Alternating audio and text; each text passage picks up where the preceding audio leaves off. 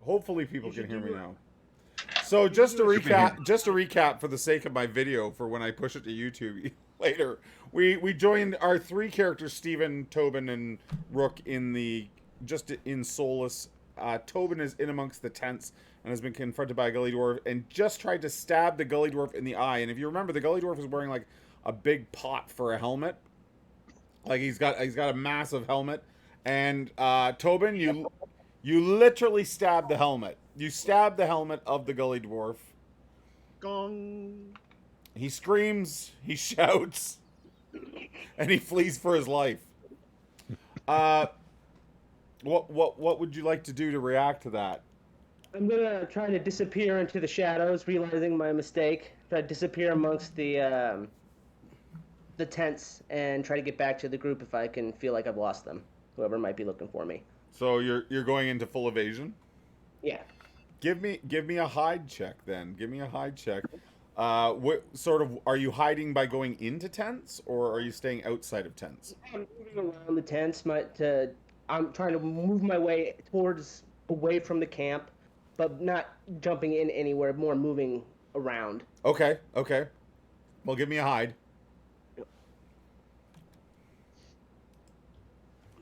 And since you didn't hear me before, welcome Messy Red Studios, first time chatter. That's awesome. Finally made it out for look at you, you killed that. Okay. As soon as the little gully dwarf starts running around screaming and shouting, there are a number of draconians and hobgoblins that move into the area to sort of find out what's going on. And where would you like to say Tobin finds himself hidden? Is he like behind a barrel? Is he in a barrel? Is he I'm under in a barrel. in a barrel? I Okay. utilize my size. Yeah. Yeah, okay, so you tuck into a barrel and uh you feel like there's lots of movement all around you as they look for you. And the gully dwarf is like just, going off about like he stabbed me. He stabbed me right up here. It hit the helmet. It hit the helmet and it deflected, but he came close. I almost died. The hobgoblins and draconians paid little attention other than they do believe that he, saw someone. Rook. There's a lot of commotion in the camp. So Rook is just gonna like duck down the bushes as low as he can get. If I haven't cammed my face up yet with dirt and put scrub all over me to like to vanish in the trees, I'm Okay. doing it now. All right. Just considering like, okay, I'm just gonna assume that Tobin's done a Tobin and it's gonna get everybody upset and riled, so I'm just gonna stay low. Okay. All right. So you wait for a few minutes. Tobin, a little bit of time. I will notch an arrow though, just in case I got a fire Okay. to cover Tobin. To give Tobin support. If I have to, yeah. Okay. But I'm not planning on shooting anything. Tobin, are we waiting in the barrel or do we try to make him? I'm gonna wait a little while to see if it calms down, and if not, I will try to sneak my way back out the rest of the way out of the camp. Okay. To where I will then plan to make some noise so that Rook can get out. All right. So No, don't do that. A few moments go by, and they're being pretty thorough in their search, but they have moved away from where you currently are. Okay. Well, then I run for it. Back to Rook. I'm gonna run in the opposite direction of Rook towards the outside of camp. Okay. And then once I get towards the outside of camp, I'll start playing and I'll do my Tobin run. Okay. So give me another hide check to get out of camp without being seen. Oh, You're killing it, Tobin. Okay. You managed to sneak out of camp. Okay. One by one, tiptoeing past guards, waiting till they're looking the other way. Total ninja stealth. And you make it back to Rook. Okay. Well, I would start playing just as loud as I can to get some attention and kind of get somebody to spot me and be like, there he is, and then I'll try to hide again, run off into the woods or. Okay, so you're trying to decoy. You're trying to be like a decoy and run them out of the camp. Yeah, I don't want him looking over at Rook while he's trying to. You know what? I'm just gonna say this to you. I don't. You're more than welcome to do that, but you don't think that the whole camp will like evacuate the. You don't think everyone will. Like, there's hundreds of soldiers here now. All right. Well, then I need to go back to Rook, so we can help each other. So like you can still try to cause a distraction, but it's not going to pull everyone out of the camp. All right, I'll pull as many as I can to give him the best shot he's got. Okay. Okay. Trying to draw aggro. So you are gonna cause a distraction and try to draw I'll troops. cause a distraction. Yeah, it was my mess. I'll clean it up. Okay. So you do what Kender do best and start throwing insults and sort of look at me over here, and then you're gonna run off into the woods around Solus. Yes. Yes. Okay. All right. Rook. Are there any like? You see a Tobin maneuver executed. Oh, Tobin Rook just shakes his head, going, "Really?" A large, not the entire force, but a large group of them, mostly hobgoblins, not so many draconians, leave to try to find. Besides hobgoblins and draconians, Yeah. other type of like military forces, like you said, there was a gully dwarf that looks like he's in their number. Yeah. Would there be any humans with them? Yes. There's probably a number of mercenary human troops there, encamped within the.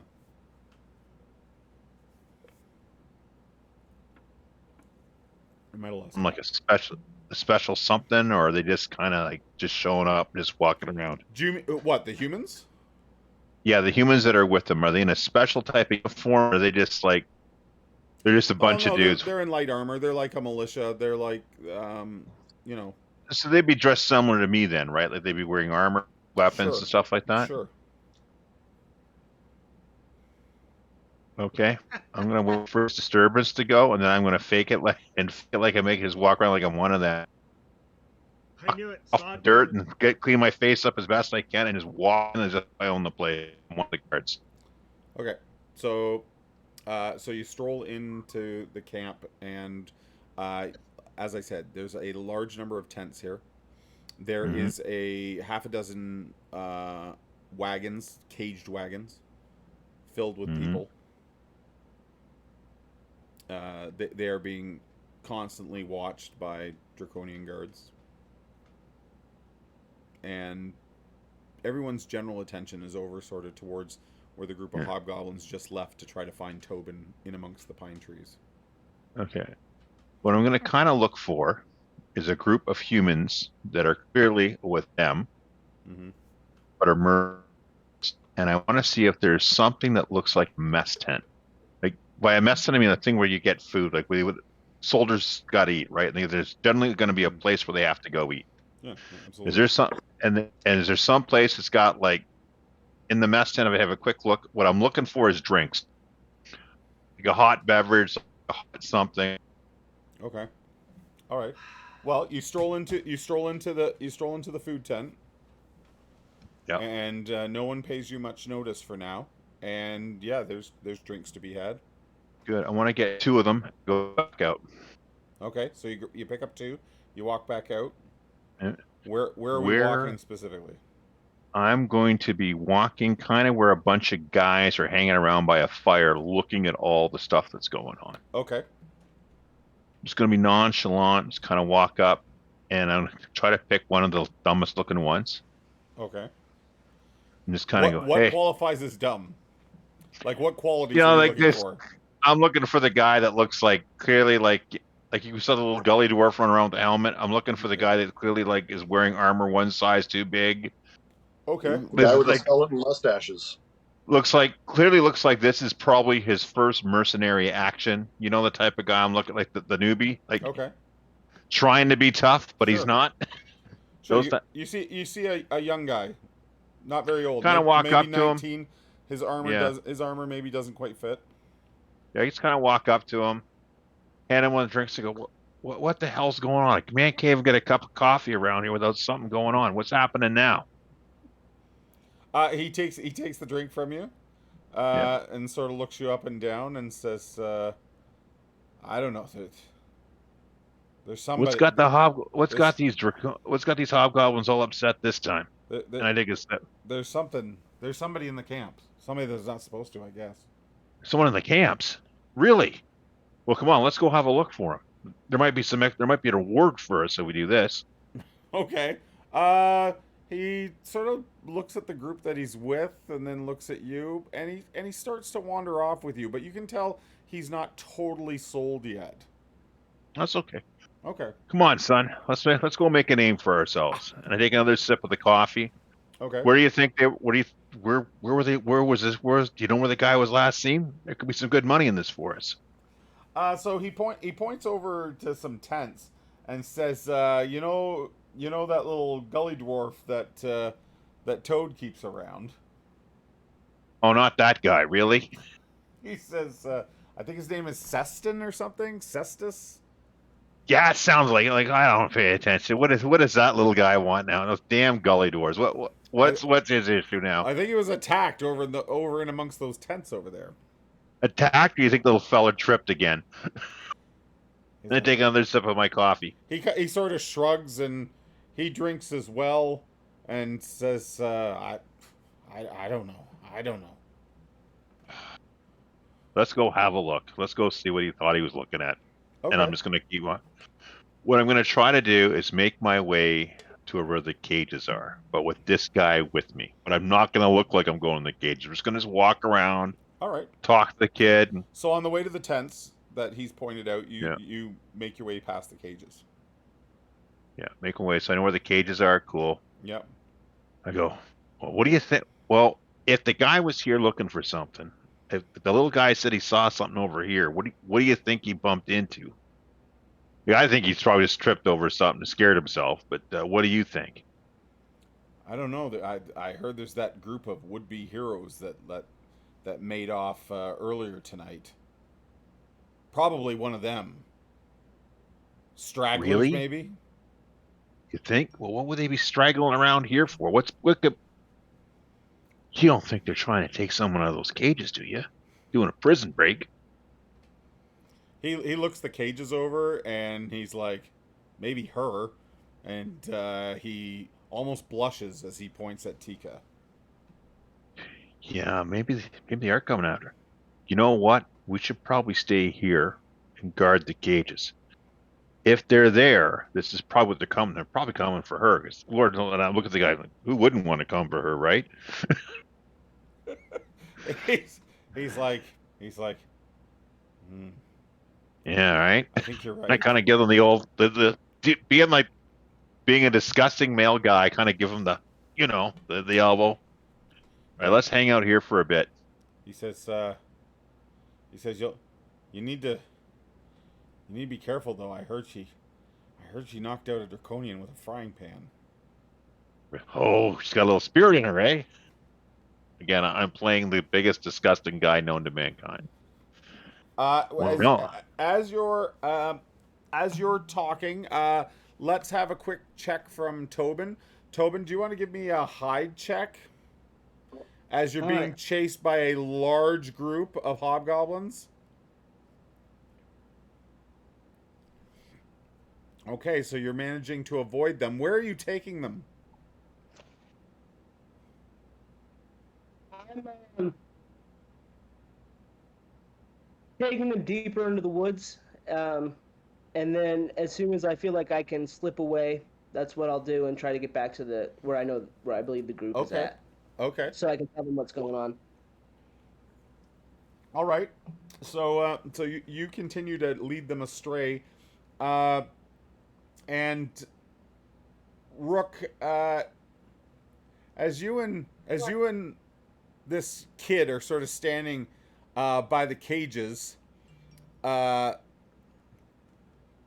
you see a familiar face as a pony laden down with a very overweight hobgoblin approaches with some draconians, and he calls out to the two of you.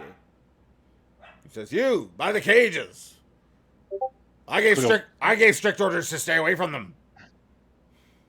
Yes, sir. Just making sure everything's secure. We'll get away right now, sir. And then we're gonna start walking away.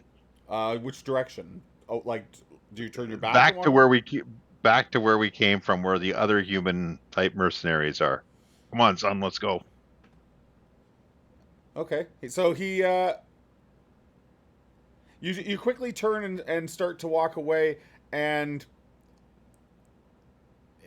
you feel a whole bunch of you feel like you're being overly scrutinized and watched.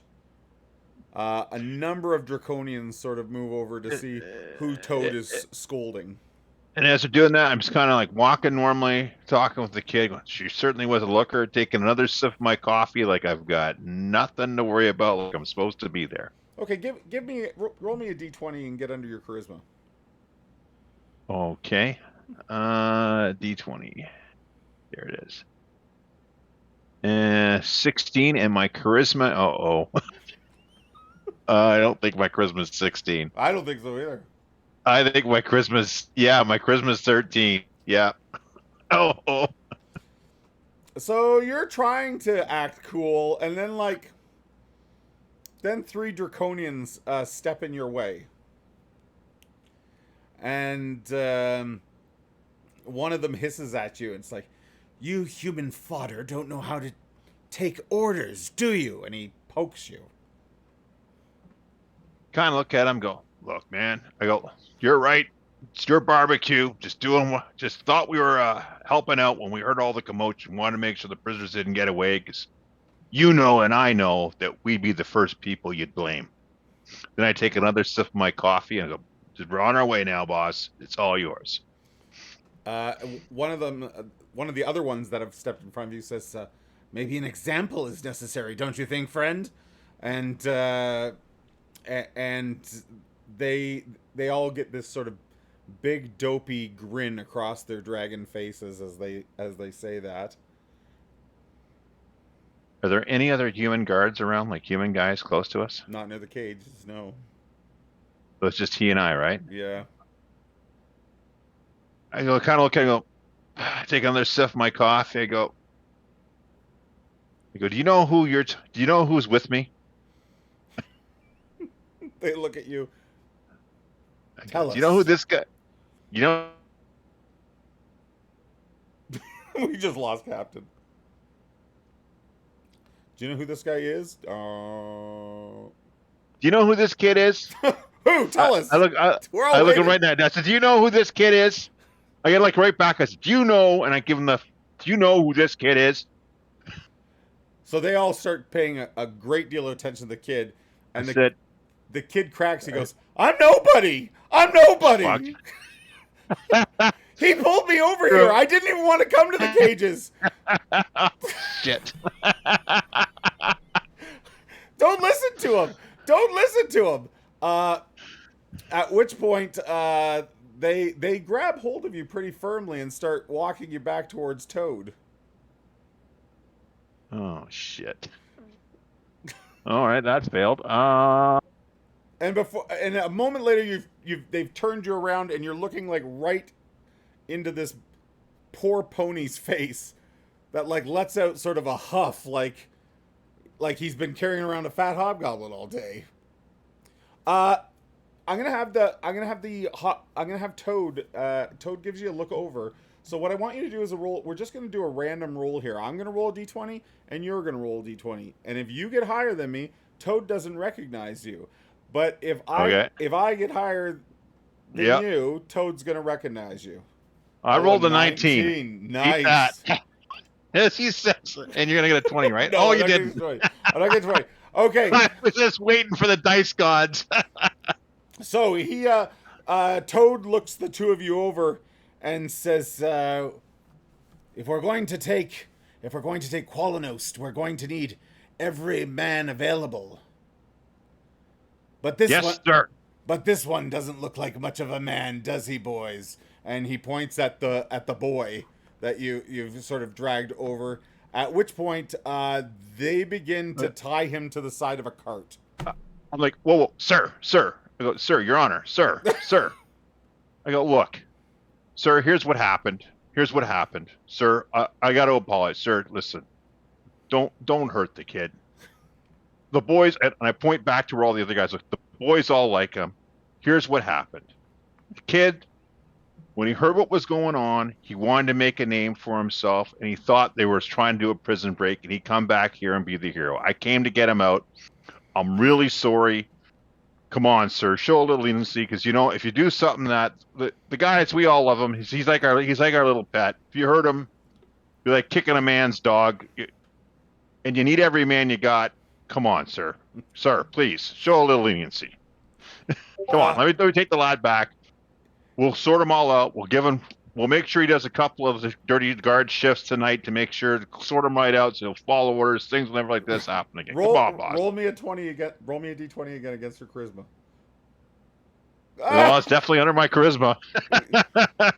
Definitely under your charisma. That's good. Okay. Toad looks at you, and then at the boy, and he says, "Let them go back to their tents. We have other things to do. Let's find." Oh, thank you, sir. Let's find Thank that you, little sir. Kender. Thank you, sir. I'll make sure the boys know how generous you were to us. Thank you, sir. Thank you, sir. Listen, you said it was a little Kender? Where'd he go? How about we go get him for you, boss, just to show our loyalty to you? The draconian, one of the draconians sort of cuffs you behind the ear and says, "Shut up! Go back to your camp as you were told." Yes, sir. Yes, sir. Right away. Go on, son. Let's go. Okay, so you're gonna go back to the camp. Tobin, I need one more check. If you make this, you lose them. All right. Come on, dice, don't fail me now. Oops. Oops. Oh, no. No. Okay, Tobin. So you duck behind some trees, and you're like, if I can just go unnoticed here for a couple minutes, I'm in the clear. And that's when an arrow hits the tree beside you, and they're like, "He's over here!" I scream, "I'm royalty!" And I'm royalty, forward. with your crown on, of course. Yeah, I'm royalty! I'm royalty! And I'm not afraid. I'm just trying to get them to not shoot at me while I try to take another run, see if I can get away again. I'm Okay. a little guy. Not much I can do. We're gonna do the same as Captain here. I'm gonna roll a d20. You're gonna roll a d20. If they get more, then I'm gonna say that you've been captured.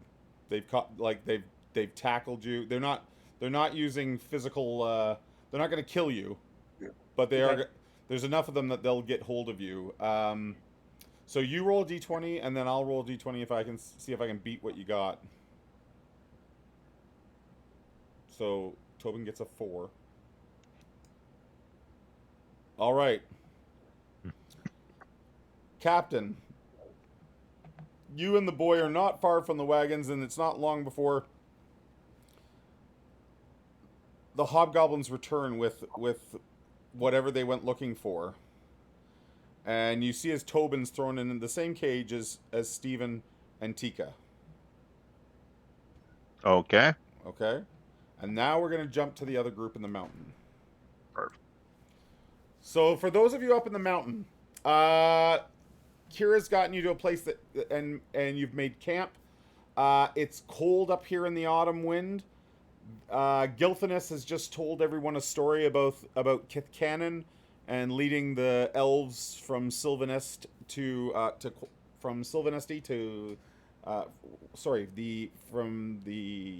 Sylvanesti elves, and leading them and breaking away and forming the Qualinesti elves. And he's told you that tale, and then everybody's sort of hunkered down and resting.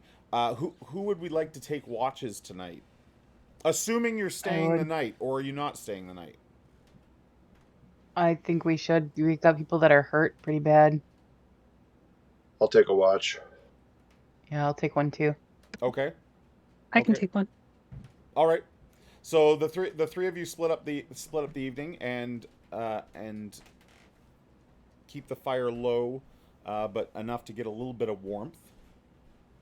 The night sky tonight is incredibly clear, and you're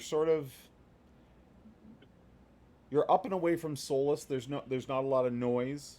There's just the wind blowing. You're looking up at this like sky full of stars and the constellations that you've come to know, and and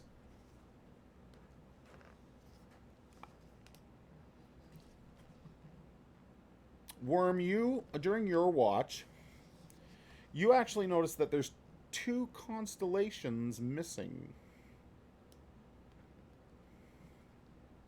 Do I know which ones are missing? Yes. The first one that you notice is missing is Paladine. Okay. And Paladine is like the god of good and protection and chivalry. The Knights My God. the Knights of Next. Solamnia follow Paladine.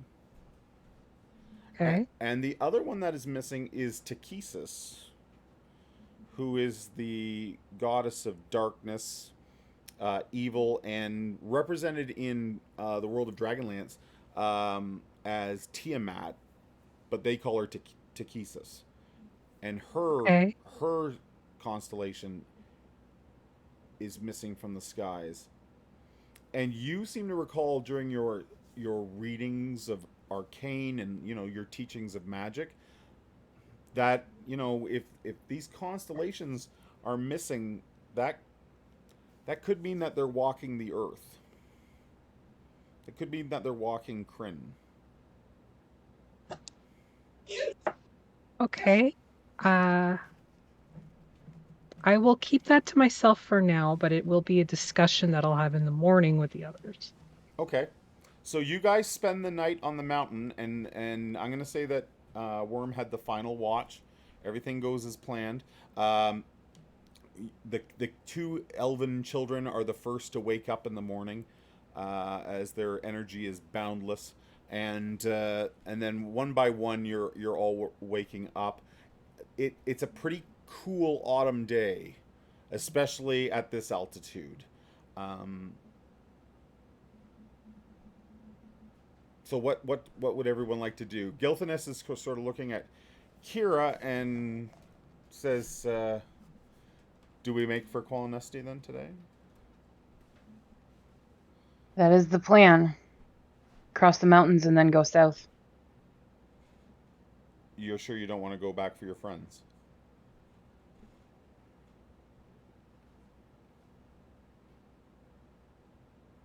As much as I would like to, we have to get you and the others to safety. He smiles at you. I assure you I'm okay. We could split the party. You forget I knew you when you were a boy. I don't trust you. Well, if you'd left my sister alone, we wouldn't have had to have our disagreements.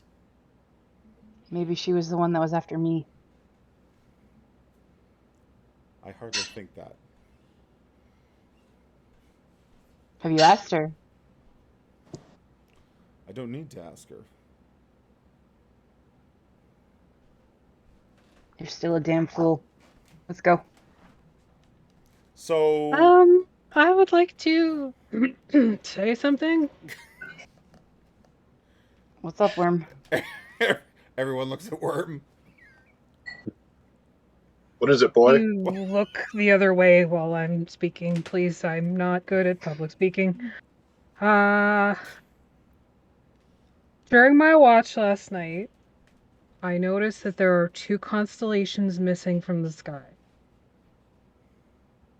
I wait to see if there's any sort of reaction from anybody else.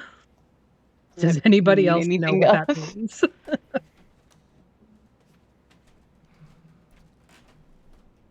Gilthanas. Does that mean anything to us? No, it doesn't mean anything really to the party. Okay. In fact, many of you might not even know the constellations, right? What's a constellation? Yeah, exactly. I'll leave that up to you whether you do or don't. I feel like as a ranger, I would probably know at least some of them. Probably. Like the bear or whatever. The white I think flag. Grinnick would be interested in this conversation Okay. after his little trip through the plains. So the clusters of stars have names because they depict something. And two of the constellations, which is what a group of stars are named, are missing. And from what I've read, when constellations, particularly those that are named after gods, are missing. I should know. I'll jump in quickly here. Yeah. All of the constellations in Krynn are named after gods. Okay, thank you. Strike that, reverse it. Any constellation that's missing from the sky, it usually means that that god that it represents is down here, walking the earth. Which ones are missing last? Or I guess I'd say lad because I don't know. Last. Well, Big up, boy. the really evil dragon one and a not evil one. Just, we've been dealing with dragons, and now the dragon god is missing from the sky. Just,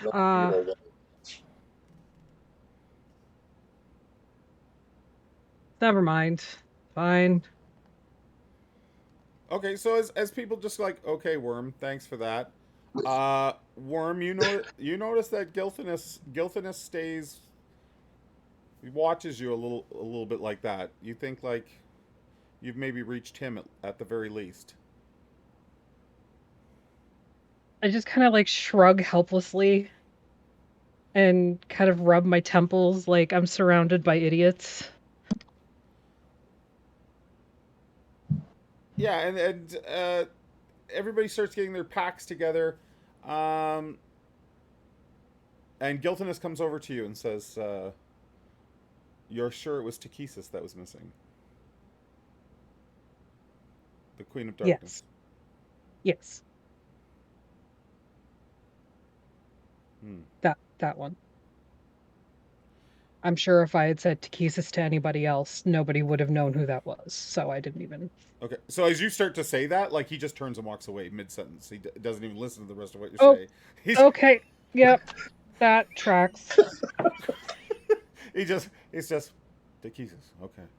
And then you're like, yeah, well, I didn't think anybody, and he just walks away. Spears just sort of leans over to Worm. He was a bit of a twat when we were growing up too. It's not Seems just like you. a really big twat. Yeah. So, Fine. are we making our way down the mountain and into the plains and south? Making my way That's down. the plan. Okay, are you leading us, Kira, in the mountains? Yup. Good. Give me a tracking check. Oh, because this went so well last time. Yeah, it went so well this time too. Lower is better, and we rolled a 91.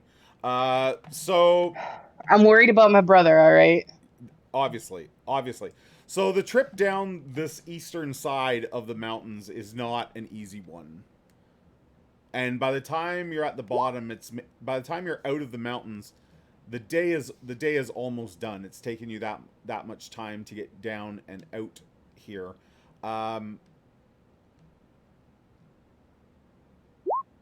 The family, the family of elves that you're escorting, they seem, the kids that had so much energy in the morning are now complaining that their feet hurt and things like that.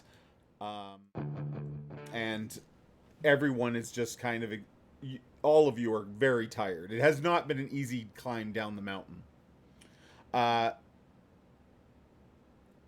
we going to make camp, or are we going to push into the night?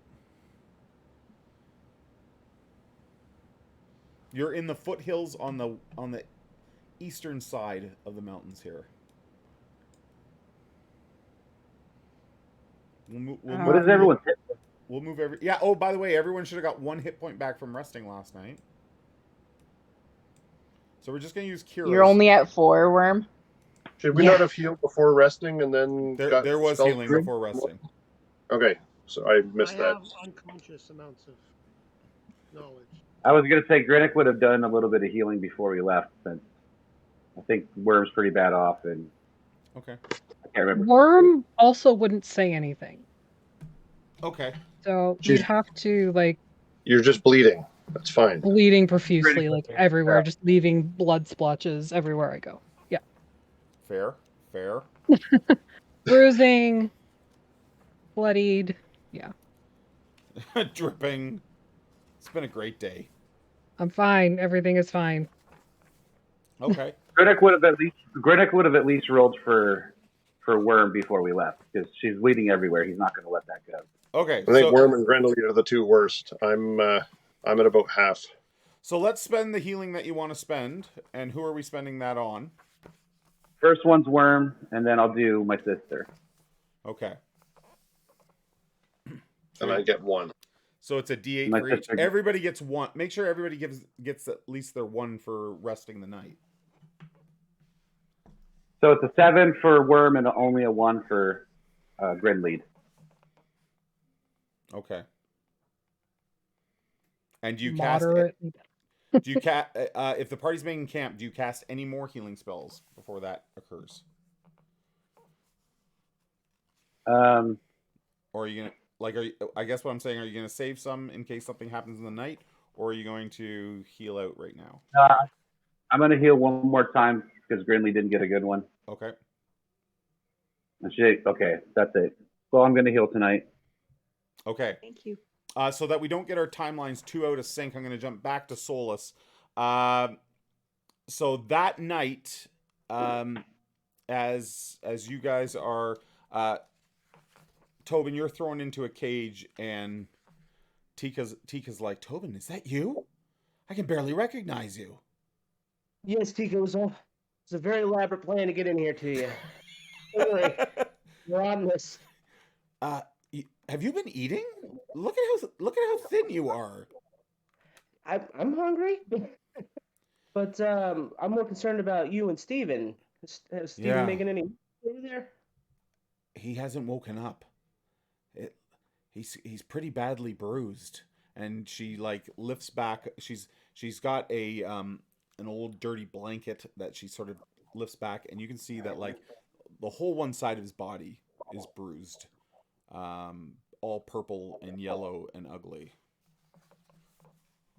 I slap him on the face a little bit, and I go, "I'm sorry, man. I don't know if this will wake you up, but I try to wake him up a little bit and see what happens. And if not, just sit down next to him and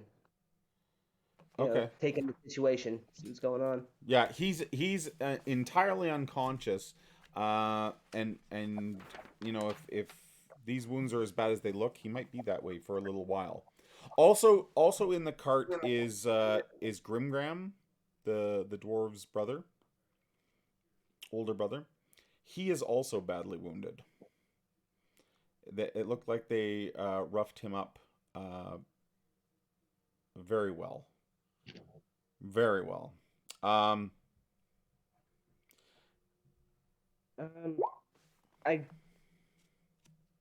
just gonna try to get some rest, or I'm not sure what else I can do other than stand by these guys and make sure they're take care of them if I can. Tobin, not long after you're put in to the cages, and Rook would also see this. So as the sun has dropped behind the stumps of the Valenwood forest, and then the waiting finally comes to an end. The square suddenly swarms with hobgoblins, goblins, draconians, all following the orders of the repulsive Toad. Huge elk are brought forward from the village pens, and 4 of the beasts are attached to each wagon. Darkness falls around the guards as they form ranks before and after the column, which consists of 3 cages and 2 supply wagons. There is a driver and a guard that climb onto the front of each and urge the elk forward. The reddish glow of twilight provides one last look at the ruins of Solus as the caravan begins to slip south on the road. What would you like to do, Rook? Are any of us human guards going, like any of us human mercenaries going with it? No, your understanding is from your little bit of time there, we can do a little bit of sort of blue booking what you've learned. The human mercenaries are going to be assigned to garrison Solus, and a large number of draconians and hobgoblins are also here. You also have heard word that there's more on the way, and that once they reach a force sizable enough to move out, they will be pushing against the elves of Qualinesti. Okay. There's a How many? There's a force from Solus and a force from Haven, which is on the other side of Darkenwood, and Okay. they'll both be pushing south into Qualinesti. So how many soldiers are going with these wagons? The columns that are Yeah. going with the wagons. There's about 20 goblins, and about 16 to 20. There's slightly less on hobgoblins, so Okay. close to 50 guards. To be 50 personnel taking these wagons somewhere, right? Mhm. They're headed Okay. south. They're heading south. All right. I'm just gonna let them go, but I'm just gonna, as I'm making friends with everybody and just nonchalantly, I'm just gonna like make it look like I'm going to the lavatory and go to wherever that is and just Like you're off sneak to out of town. you're off to piss Okay. behind a tree, and then you just keep going. Yeah. Okay, so Not you're not gonna draw any attention to myself. I'm just gonna act around like I belong there. Just gonna do what everyone else is doing. yeah, no, that's fine. So And as soon as I get out of sight, I'm gonna just go find a place to hide and just work my way till I can catch up and follow that wagon train. yeah, and you follow that. You follow them south, correct? Hmm. Okay. So, with that done, let's jump back across the mountain. So as you guys are sleeping up in the mountains, the wagon's moving south, and then you guys wake up in the morning. You make your way down the mountains, and we're camping, or are we pushing on through the night? We should camp because people are still pretty banged up, and we've got kids with us, so. Okay. So once the next morning arrives, where is this group planning on heading? Are we just heading south for Qualinost? Is that the plan? I thought Where it was. was, oh, yeah, where was the place that you said that we could cross? Yeah, you have to follow out to the main roadway that travels north and south here, and it crosses. Can we all see this? Are we all on the same map? Mm-hmm. Yeah, let's bring this up here. So, oh, now we're on the wrong map. Now we're on the wrong map. There we. Well, I'm on the wrong map. Okay, so this where I'm pinging right now, if you can see, this is the only bridge across the White Rage River. That doesn't mean it can't be crossed elsewhere, but it's going to be difficult if you cross it elsewhere. And we turn our wagon over and Oregon Trail it. I know we don't have a wagon. I'm being ridiculous. Yes. Absolutely. Just you build a wagon, right, out of the grass of the plains. Yeah. And then we turn it over and turn it into a boat. Okay. Yeah, totally. Isn't there? So Kira would not want to go anywhere near. She would not want to go anywhere near Qt, and she would not want to go on the main road if they can help it. She would try to lead them through the plains here. out here in the middle. Okay. Yeah. Kind of right in between the roads. Try to lead everybody that way, avoiding other people as much as possible. And then from her time wandering with her brother, would she know of a spot that's less dangerous to cross? To cross the White Rage? Yeah. Because, if we have to go across the bridge, we have to go across the bridge, but... There almost has to be a bridge at Qt or whatever it's called there. Yes. Yeah, but we know that place is taken by the... That's not really... Sorry, that's not really... Up here, this is probably not a bridge, but a ford across the river. Okay. Just like a shallow area up where this part of the river. Same with Gateway, but down here is where the river gets pretty fast flowing and wide. Is there anywhere in this area here that we could cross and then cross here, or cross a little further down over here? Let me check for you.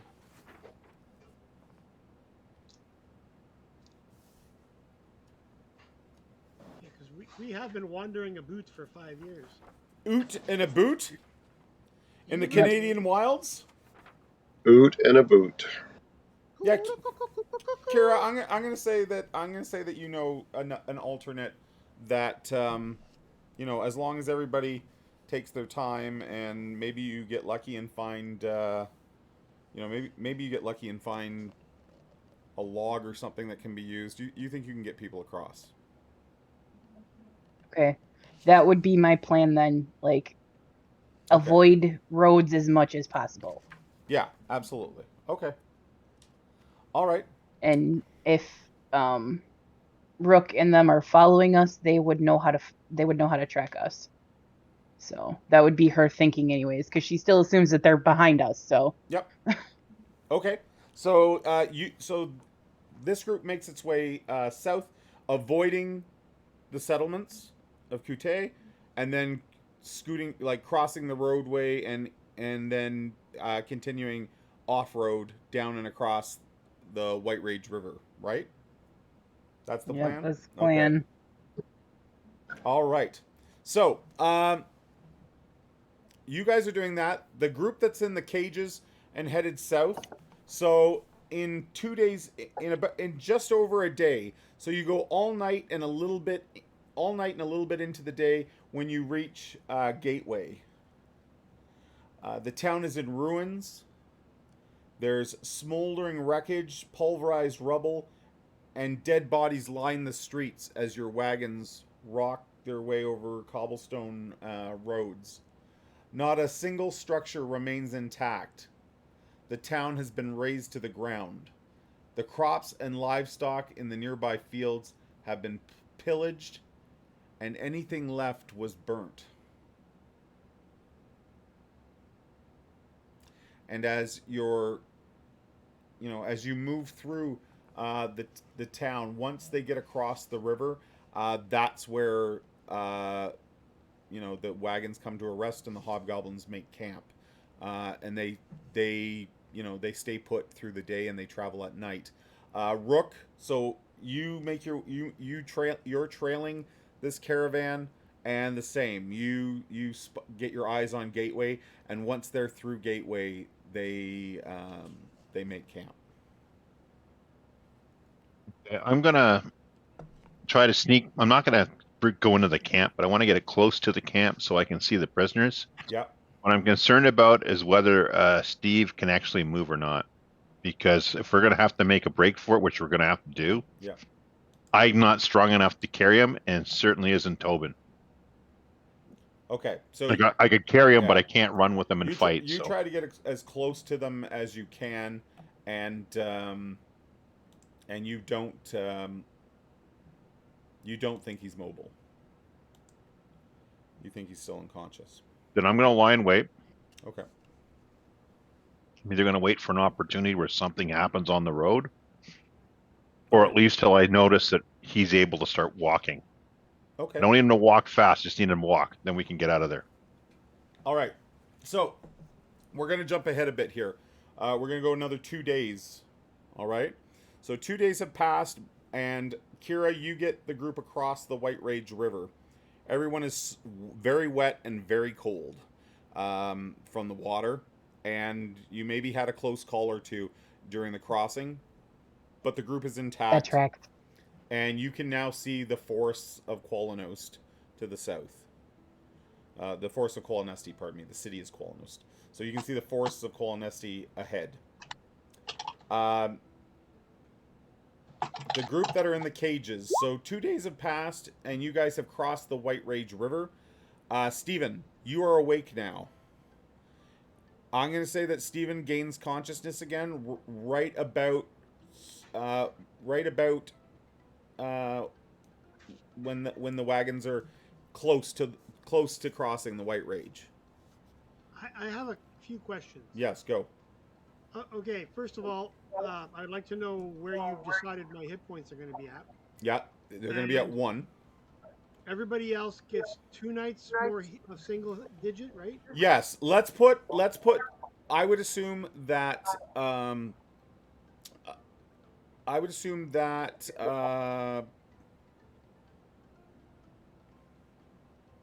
on a second. It was 3 total. Yeah, but I think your group, it would be at full hit points because you would have healing from Grinnick every day, right? Like Grinnick would get his spell allotment daily, so you would have healing during that time. So if you're in that group, let's put you to full hit points. Steven, Ooh, 15. Steven, we're gonna say that you wake up with 1 hit point. I think we had you at -6, correct? Yes. So I'm just gonna. It's been about 3 days travel out of Solus, and I'm gonna say you've gained 2 hit points a day, and we're just gonna put you at 1 hit point. Okay. I guess I wake up. What's going on? Where are we? So as you open your eyes, Can I have a drink? you find yourself in a cage. Tika is sitting with you. Maybe she's giving you some water. Maybe that's what woke you up. And Am I dead? You just haven't? well, no, because Tobin's beside you. I reach over and I say, "You rode a dragon to its death. You are the man." Now I'm gonna start looking for something kind of around. Now I kind of feel like it's time to start finding a way to spring the coop. So I start looking around for something, anything I can use to pick a lock. Okay. During this journey, as you've been traveling the last couple days, you have the little gully dwarf has been by to see you a few times. He's part of this group that's moving south. That's moving south with you. So he has come by a number of times to look in on Tobin. Every time with a dirty look. He's very curious about your crown. Like he's always looking at it. And sorry, go ahead. One time, when I see him kind of noticing it, I kind of wave him over.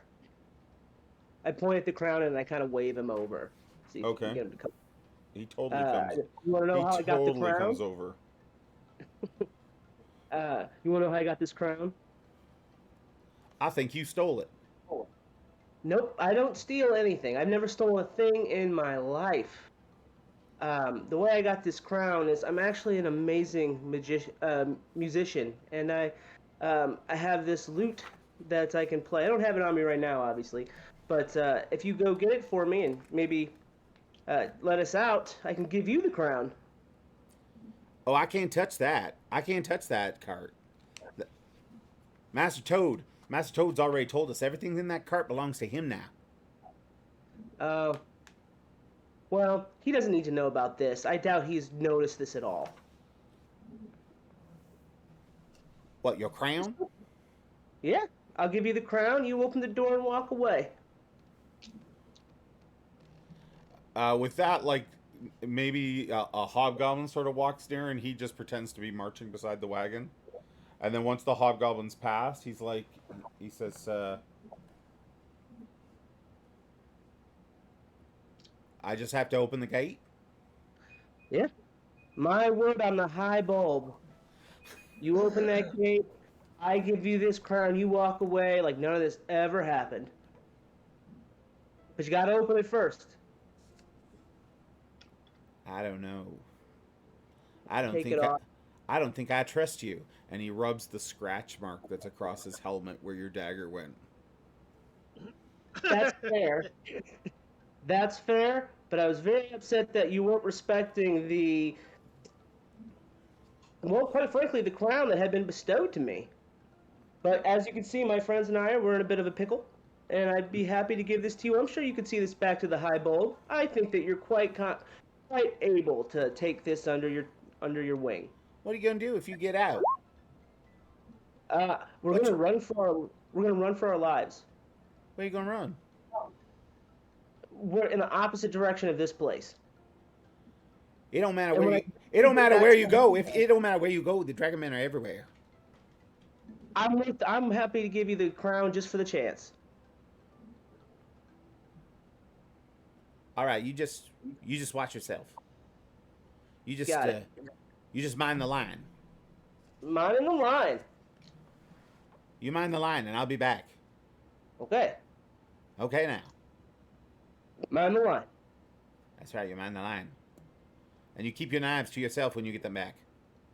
I will, absolutely. Okay. Okay. So My word on my bulb. he drifts away from you.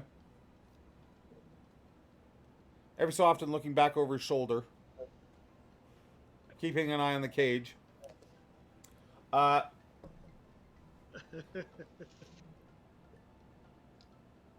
So the fourth day, Tika's gonna ask Tobin. She's like, "So where's the rest of your friends? I thought like this is not a rescue." No. Well, it's complicated, but our friend, we weren't expecting for him to ride a dragon down, and so, well, we kind of came to help him. They helped some other people, but I'm sure they're coming. I'm sure they'll be here to help us. Yeah, We just got to meet them outside of here. Tika looks down at you, Steve. She's like, "And what were you thinking, riding a dragon?" I was just being noble, like the knights, trying to save everyone. I had a long talk with a guy with a great mustache, and now I feel like I should help more. She gets a big grin on her face and just shakes her head at you. She goes, "You are no knight." No, not yet. Right now, I'm still a bit of a doofus, and I'm really sore. She's like, "Yeah, well, that's going to take a few days to mend." Give me 2. 2 more. I don't think you're going to be. I don't think you're going to have a whole lot more luck after 2 days. This could take a week. I need 2 more days to get enough strength to rip the bars off this thing. At which point, Toad rides by, and he overhears you, and he's like, "You can try. These won't bend. Doesn't matter how strong you are. Thanks for the permission. You'll soon be breaking rocks in Pax Tharkus. Ha ha!" I got a rock to give you. Gonna hurt. And he keeps. Do I hear what he says? He keeps riding down the column. No, you're not close enough to overhear them. Okay. So, Rook, as you've been walking up and down, like the column regularly, the guard rotation is actually really good. Like, Toad does keep the hobgoblins and goblins that are escorting the cages in relative order. And you have not had an opportunity to sort of get any closer than just trailing it along. Okay, so something has to happen for me to interact then. Yeah. So, all right. As the wagon continues rolling south, it passes incredibly close to Qualinesti. Right here. And as it passes near Qualinesti, sort of the aspens and pine trees, they create this sort of pleasant dappling of shade as the wagon rolls in, and you can hear the hobgoblins like wanting to take camp for the day, and Toad is telling them, "No, we don't stop here. We don't stop here." And Rook, like when you get in close to the trees and everything, as you're following at a safe distance, they like have this amazing. There's this amazing loam forest smell, and it's very like you immediately think back to the Valenwood trees before they all got burnt down. Like that last vision of Solus with all the smoke and the smell of ash is sort of just for a moment you get flashes of memories of like Solus before it was burnt down. Those of you in the wagon that are from Solus, the same. Like the trees just are sort of reminiscent of what you once had there in the valley. However, you're soon aware that you are not alone. without warning, a band of Qualinesti elves step out of the forest. They materialize almost out of thin air. Arrows knocked, and the entire wagon train is pelted with arrows. Those of you inside the cart, you hear footsteps all around you as Qualinesti elves attack the caravan. I grab Tobin and Tika and throw them under my bulk. Okay. So you're And I use the pandemonium to break the trees and come after, try to get to the wagons. okay. So you use this as your chance to make it to the wagons. Yep, I'm that's just a exactly meat what I was shield waiting right for. now, literally. Okay, so there's a fair amount of sort of chaos as all of this is taking place. As you reach the wagon, Rook, you see the hobgoblins and goblins fighting with elves, but you also spot Toad booking it on his pony. Oh, I gotta take a shot at him. I have to take a shot at him. I can't resist. Take the shot. You're not at short range, so it's just a regular bow shot. Going for it. Actually, I'm gonna aim for the pony, so the pony will buck him and knock him off. Okay. So you're gonna shoot the pony? Yeah. Goodbye, pony. 14. Okay, so you fire that at the He's pony. on foot. We can catch him.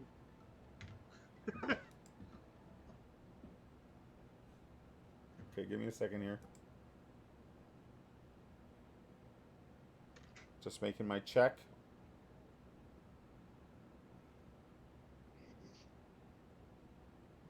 Okay. It does not de-seat him, but you do hear the pony let off a whinny. Gonna get another shot off at the pony? Yeah, you get Or two is it shots two? in a round. You get two Yeah, shots in a round. could do it again. Oh, that missed. Damn it. Oh well. Right, I've had my shots. I'm sure he's gonna. Has he got it? And it's getting away. You're gonna lose sight of him with the trees and everything. Yeah. Okay, I'll catch him later. However, as you reach the back of the cart, you can see Steve for the first time up close. Tika and Grimgram, and there's more than just them in there. There's probably about 20 people a wagon, so we're talking like 60 people here. But as you reach the back of the wagon, there is a gully dwarf trying his best to undo the lock. I tell the little fella, step aside, and I smash the lock with my sword. Okay. Yeah. I'm not gonna Do I got to roll for that? No, I'm not gonna have you roll it. You come down hard on the lock, and the lock opens. And the people inside, guys, they just start to push out as best they can. Yeah. As they start coming out, I point towards the trees. Just go to the trees. Go to the trees. Just go this way. Go to the trees. Go to the trees. There are elves there. Go, go, go. Okay. And if I see, do I see my people?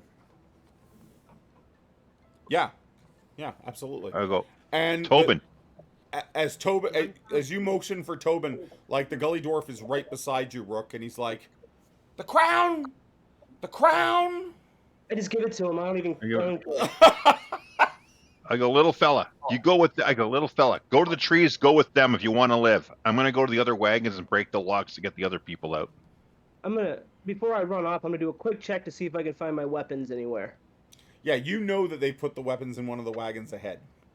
Okay, I'll try to grab them on my way. Okay, so you get to that wagon, you start getting your stuff out, and then things start to quiet down as the majority of the goblins have been defeated or captured. Okay. What appears to be the scout, this raiding party's captain, calls out. He says, "People of Solus, I am Portheos. The Dragon High Lord holds you no longer. You are free to go where you please. Where that is, I cannot say, for the land is racked by their evil. We cannot offer you sanctuary in Qualinesti, for our land is under as much danger as yours. However, we can offer you safe passage through our forest. You may find safety in the lands south of Pax Tharkus. Those who desire, go with my scouts. They will guide you swiftly and safely." I tell all the people I rescue to go with them to Pax Tharkus, and I'm gonna go find my people. And if I see that little gully dwarf, I'm gonna tell them to come with us. As you do that, Rook, Tika says, Mhm. "I thought Pax Tharkus. I thought that's where they were taking everyone to the mines." What? We heard in Solus that all the people that had been captured previously, they were taken to Pax Tharkus to the mines. If we go to Pax Tharkus, there's probably already forces there, I think. And she kind of looks at Steve and Tobin like, is this making sense? You can tell that she doesn't have a lot of confidence in what she's saying. Well, let's go talk to the captain. I'm just going to tell her to come. Let's go talk to this captain. And I go introduce myself to the captain. Okay. Is there a shield lying about? A boot? Absolutely. It's not as nice as your kite shield. Hey, as long as it's similarly sized, I need a shield. Okay. And I'm assuming Tobin will find my sword, I hope. Yes, all of your gear, with the exception of your shield, is in the cart. Okay, great. I yell for Steven, kind of like, hey, got stuff over here. Okay. Awesome. Now I get to skewer somebody. So, Captain Rook approaches. Yep. Gonna go talk to the actual the elf captain, the elven captain. Yes. Captain. Captain. Yeah. I'm gonna say, excuse me, sir. First of all, thank you so very much for the help. I've been tracking this thing for 4 days, and I didn't think I was going to be able to get these people out of here. I tell them who I am, where I'm from. I go, I think you need to speak with this lady, and I point to, it's Kendra, right? Is that her name? No, Tika. Tika. I point to Tika. I go, I think you need to speak with Tika, because I think she has some information that you need to be made aware of, sir.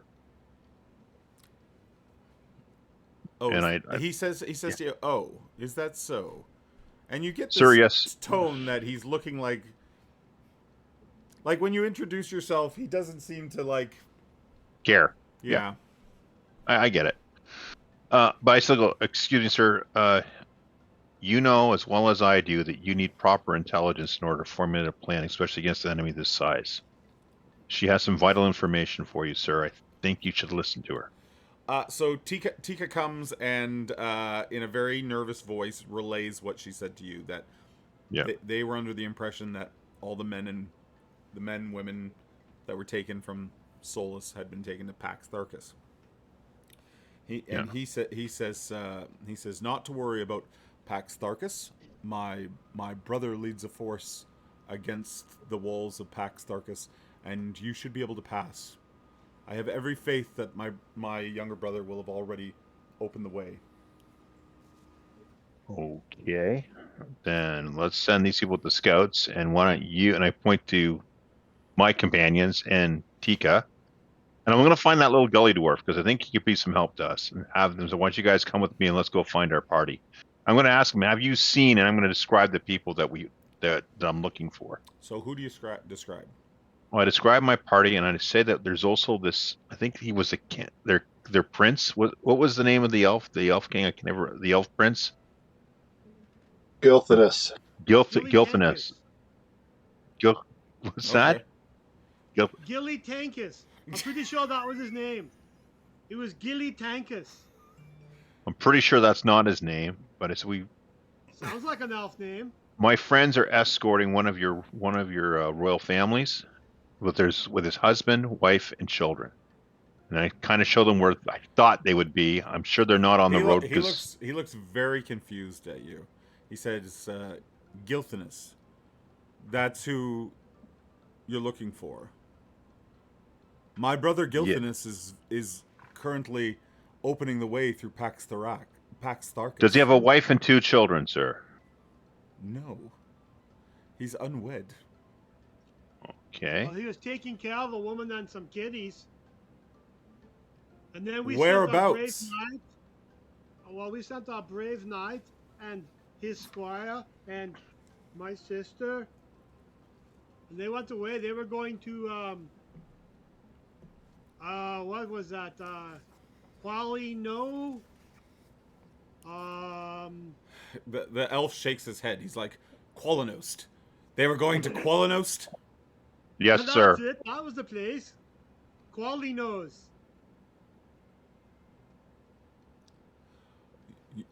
You will accompany me then, and we will see if we can find my brother and your friends. Thank you, sir. Much appreciated. Thank you. Where's the little gully dwarf? He's with you. Do you have any food? They're like, there will be plenty of food. Come along. Like now? So he begins. I give him a smack in the back of the head and go, quit thinking with your stomach, big guy, and just shut up and let's go. So you can see that people are starting to leave with elven scouts to the south. And Tika says to the two of you, she's like, I don't think they should go to the south. I really don't. Look, where are we going to take these people? We got nowhere else to go. Well, can they come with us? Maybe they should come with us, Rook. Do they have food? All right, They I'll ask the captain. Is there any way these people can just kind of come with us? We don't think it's safe going to the south just yet. At least until your scouts report back that the walls have been taken. The walls have fallen. He says to you,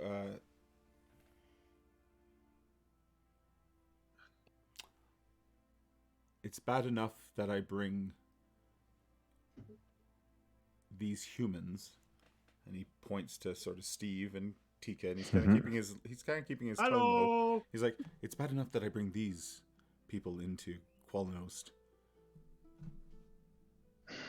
I'm not going to make a deal with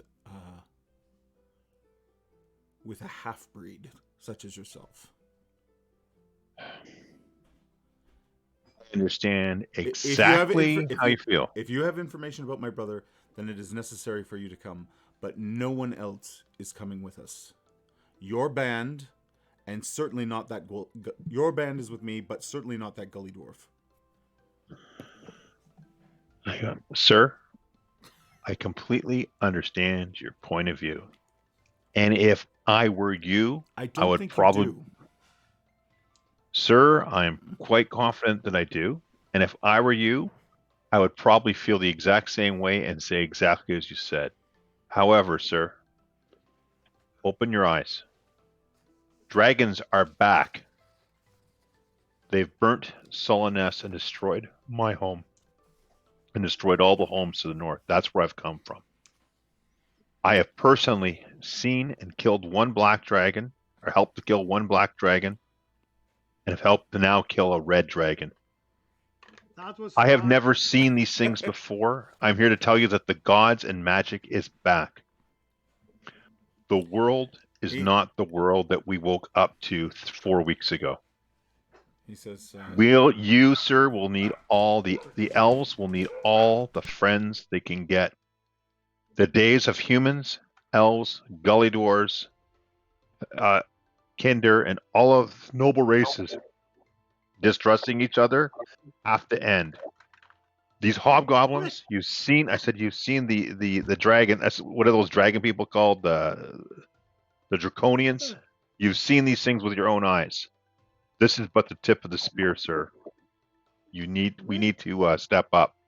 So, which side of history do you want to be with your people? The one that squandered a chance to save, or the one that was the bridger of people?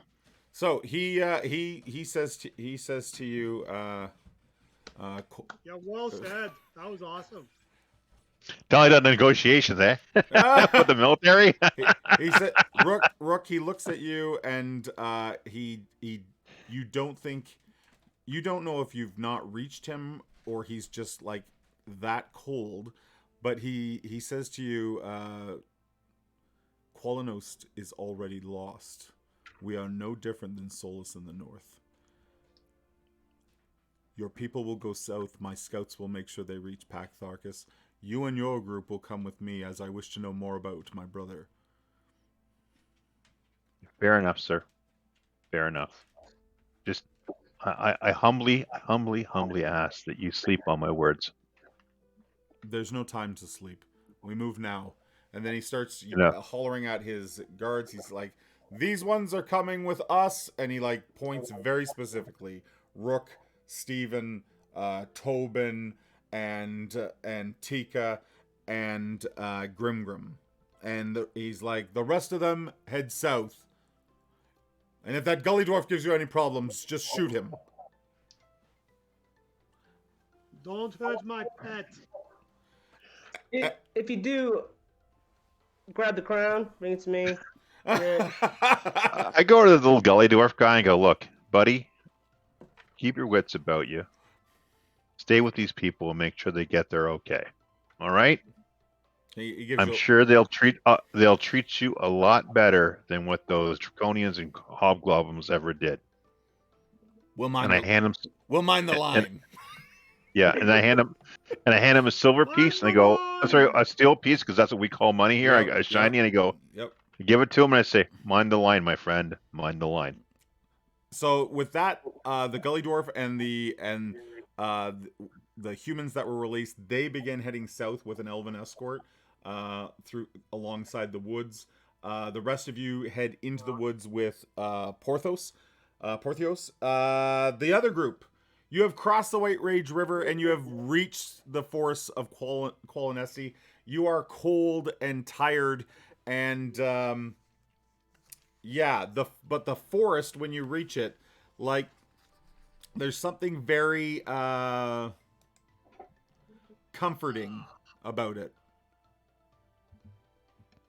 And as you move in, the forest is really alive. Like, there's animals and things like that, and it's a stark contrast to the forests up around Solus, where like nothing was moving and everything was quiet and still. As you make your way into the woods, it's not long before you find yourself intercepted by a group of elves.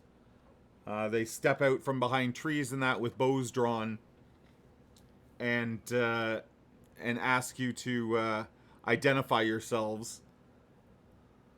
And Gilthanis is very quick to step forward, and there is immediate recognition there. Okay, so you guys make your way through the woods with escort to the city of Qualinost, which you guys have any food? Which is the elven capital here. Food. Food. So this next bit of text block I'm going to read to you sort of applies to both of you. So as dawn creeps to daylight, a deep roaring sound thunders in the distance, and after several hours, it becomes apparent that the source of this sound is a huge waterfall. I thought you were going to say dragon. Plummeting from an unimaginable height. The path is blocked by massive cliffs of dark granite, and the pines march right to the cliff base. From there, smooth stone ascends for nearly a mile. A fringe of green at the summit suggests that more forest lies ahead. Your escorts lead you through a babbling stream to the base of the waterfalls, where a deep, clear pool collects. Stepping nimbly from rock to rock, they cross the pool and enter a darkened hollow that gapes behind the waterfall. Behind these waterfalls that both groups encounter, there are sort of stone tunnels and stairs that climb. And the path is strangely easy, turning beneath the waterfall until it finally emerges into an autumn sun-top plateau covered in more forest. And you can kind of see on the map the cliffs, right? That surround Qualinesti here. I'll just bring that up. So there's kind of like you can kind of see if you're on the map that there's these cliffs that run around the edges of it all. So you're led up these secret paths into aspen forests that shimmer in the noon brightness, the trunks gleaming in ivory whiteness.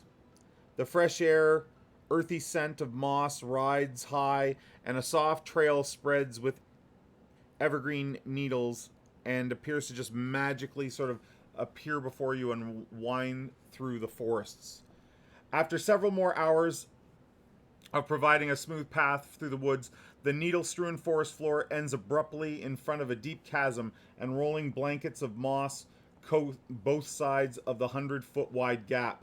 Billowing mists far below suggest that rapid water cuts along this chasm's bottom. A narrow footbridge suspended from the sturdy aspens spans the chasm. And both of your guides suggest to everyone that Qualinos is protected on all sides by such barriers. However, this will only sort of be a bump in the road for the dragon armies, they fear. Across the bridge, a few slim towers appear through the aspens ahead. Your elven guides seem to walk with a little more bounce in their step here, like a traveler who sees their home on the horizon. The dense forest thins out in front of the spires and arches of Qualinos, and the city is small by human standards, but by the same token, no human could ever build a city like this. 4 slender towers lined with silver mark the 4 corners of the roughly square city, and between each of these towers, strings of slender arches, also silver, stretch like an elegant chain.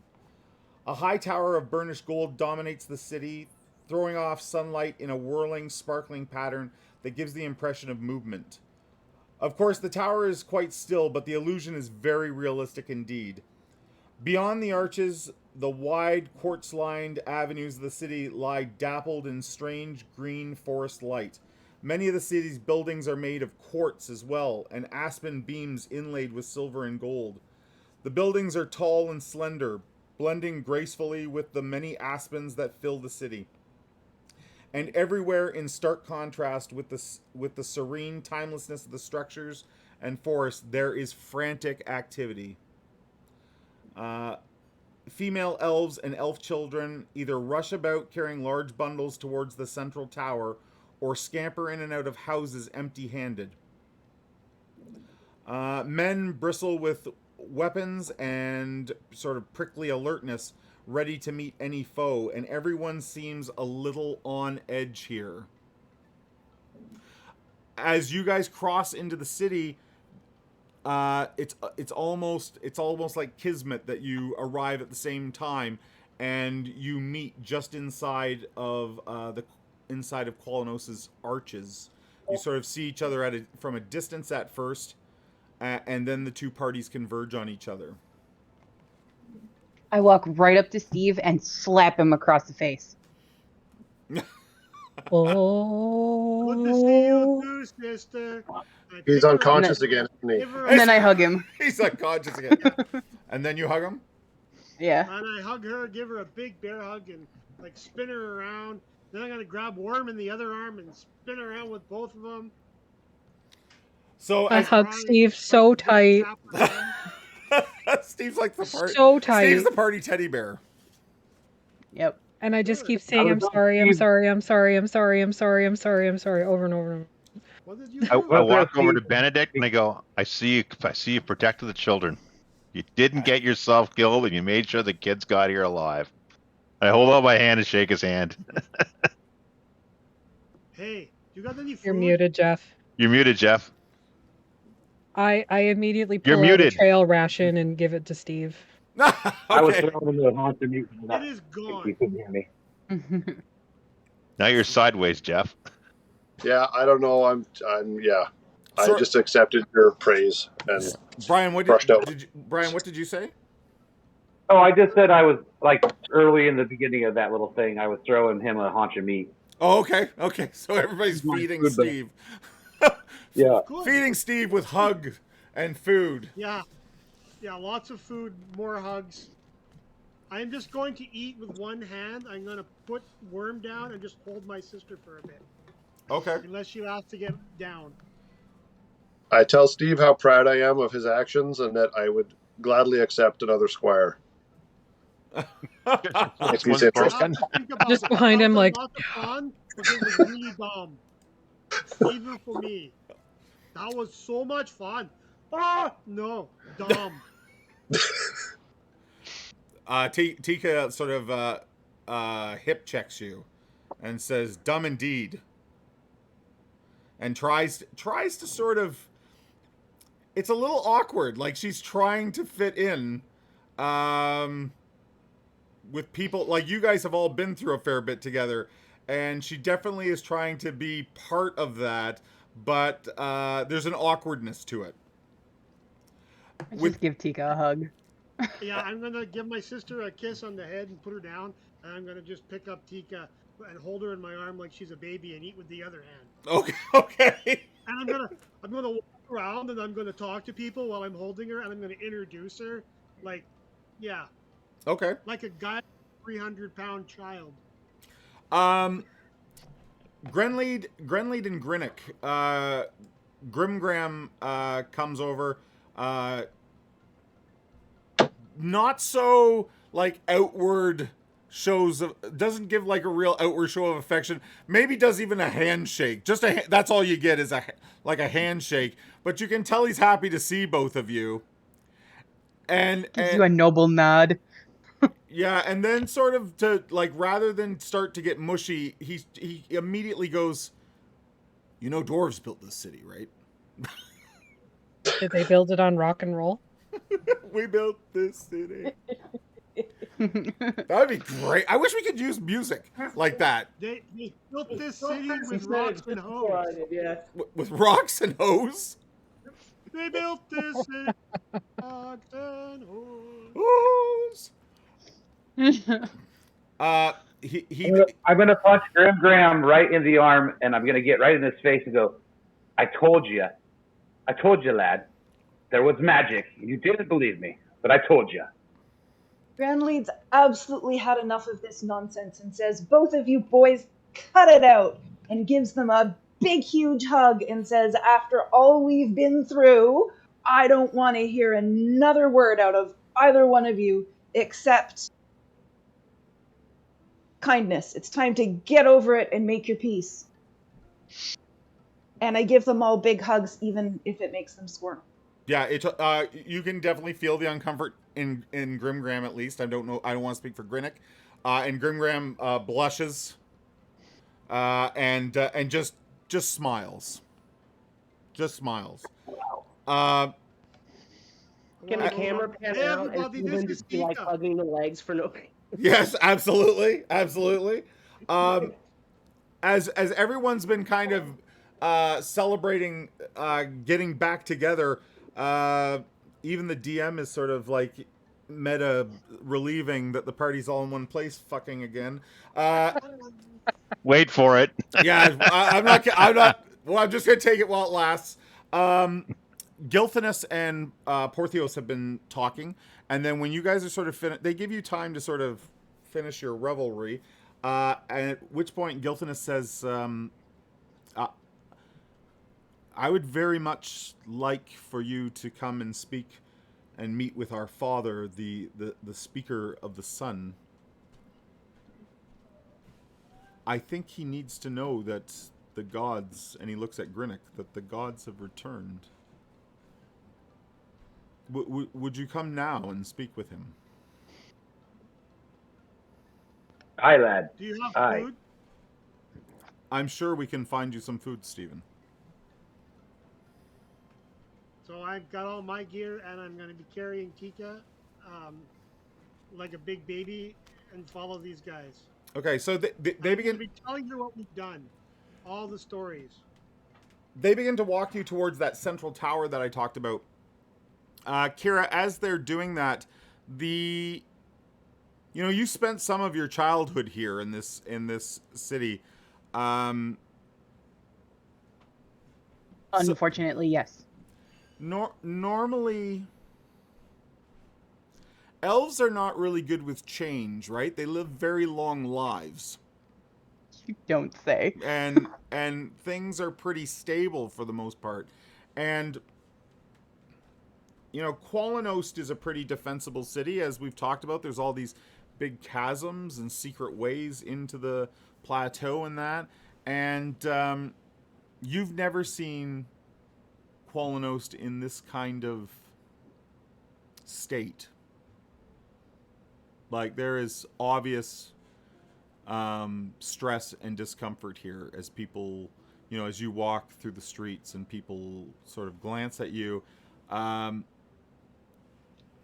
The humans that are with the party are probably the first humans that have set foot in Qualinost since before the Cataclysm.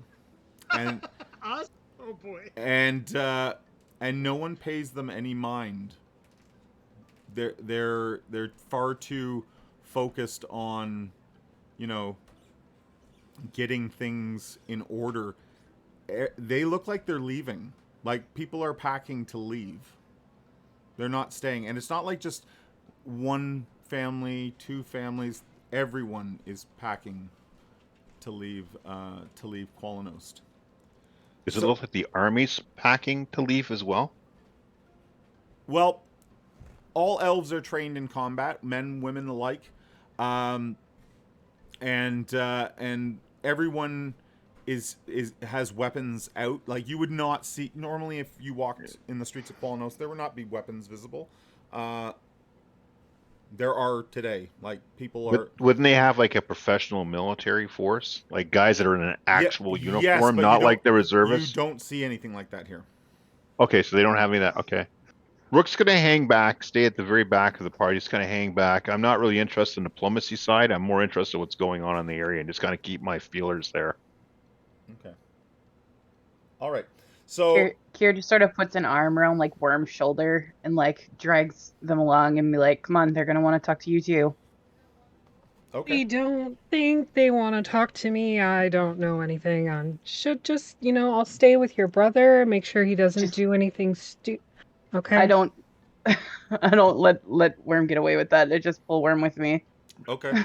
All right. So you reach this central tower, and a pair of gilded doors just sort of swing open silently to the chamber beyond. And I think that's where we'll take our break. And when we come back, we'll meet with the Speaker of the Sun and do all that cool stuff. So we will be right back.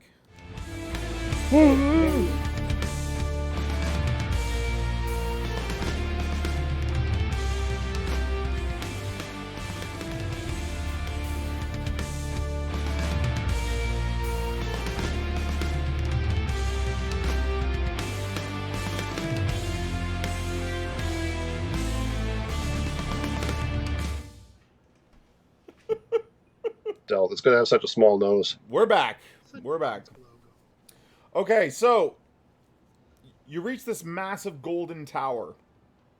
And as you walk through the streets, the other thing that becomes noticeable is like the city. Solus was built in the trees, but there was an obvious, like, there's a house in that tree, right? Here, where the forest ends and where the city starts and where buildings end and where little wooded glens start, it's not so easily identifiable. Like, this city really blends with the forest that it's built in, and almost like whereas in Solus buildings were built in trees, here in Qualinost it's like the buildings are a part of the trees. Like, it's like just the architecture blends in to the natural surroundings. The other thing is that, like, when there are things built of, like, when there's stone like marble, it's the level of craftsmanship is beyond anything that's probably been seen in Krynn for a very long time. And Grimgram is correct. The elves probably did not build this city. This was probably built by dwarves, just with elven direction. So the pair of gilded doors on this massive tower swing open to a chamber that looks much bigger than the outside of the tower. The huge room has white marble flooring and walls, and many windows admit the sunlight and fresh air. You also notice that the windows have like there's mirrors built around them in such a way that it doesn't matter where the sun is or how low in the sky, this chamber stays lit during the daylight hours. Many elves stand here expectantly. Imagine like the last scene in Star Wars where there's just like ranks and ranks of people lined up. As you come in, there are ranks of elves lined up here to meet you. The tallest elf here is dressed in a resplendent yellow robe, and his hair is tinged with silver. Solasterin, Speaker of the Sun, steps forward eagerly, opening his arms to embrace Gilthanas and Porthios, who go to their father. And you hear him say, his voice, even though he's not yelling, the harmonics of the room just sort of carry his voice. And he says, "My sons, I thought I would never meet you in this world again." For a moment, joy rises in his voice, and then his manner becomes serious. "Gilthanas, what of the raid?" And Gilthanas looks to his father and says, "Lord Speaker, my father, I have failed. We traveled with all stealth southward, as was planned, yet fate had us meet a northbound army of the Dragon High Lord. I was struck upon my head and fell into a ravine, thinking that to be the end of my days upon the face of Krynn. Sometime later I woke and found tracks leading northward to Solus. Thinking to free my warriors who had been taken prisoner, I followed. But I found that Solus had been taken and its Valenwood forest razed. A gasp rings out throughout the council chambers at the mention of Solus being burnt, and the thought of the mighty Valenwood trees being leveled. Gilthanas lowers his eyes and speaks his next words with difficulty. I found my companions in the square, tied to stakes made from fallen trees, and a large red dragon soared above them. I watched the people of Solus forced into a large circle around the captives. A great and evil leader, hidden by a beast-like mask, rode the red dragon down beside the stakes in the square. He spoke as the serpent landed, and he said, "I am Verminard, Dragon High Lord of this realm. I have need of all mortal beings in the great work of the Dragon High Lords. Those who obey shall serve me, and those who do not shall feel my wrath." Then the dragon breathed flame upon my fellows, and Gilthanas' voice starts to shake and trail off. He gestures towards Grimgram. A kind of madness overtook me, and had not this dwarf restrained me, I too would have been burned into nothingness. He risked his life for me, and indeed suffered for it, having to flee his homeland.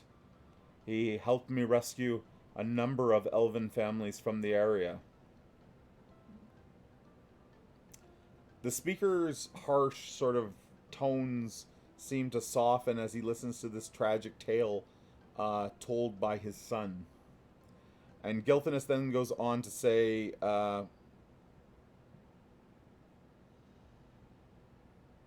his brother, and he points to Grinnick, his brother has divine magics of the old of the old gods, the true gods. And with that, there's words of like, not this harsh, but like bullshit gets called throughout the court, and the elves are like, impossible. And Gilthanas turns to the crowds and says, "No, it's true. I've seen it myself on our journey here." He wields the power of the gods from the time before the cataclysm. And with that, Solistran, the Speaker of the Sun, moves over towards your cleric.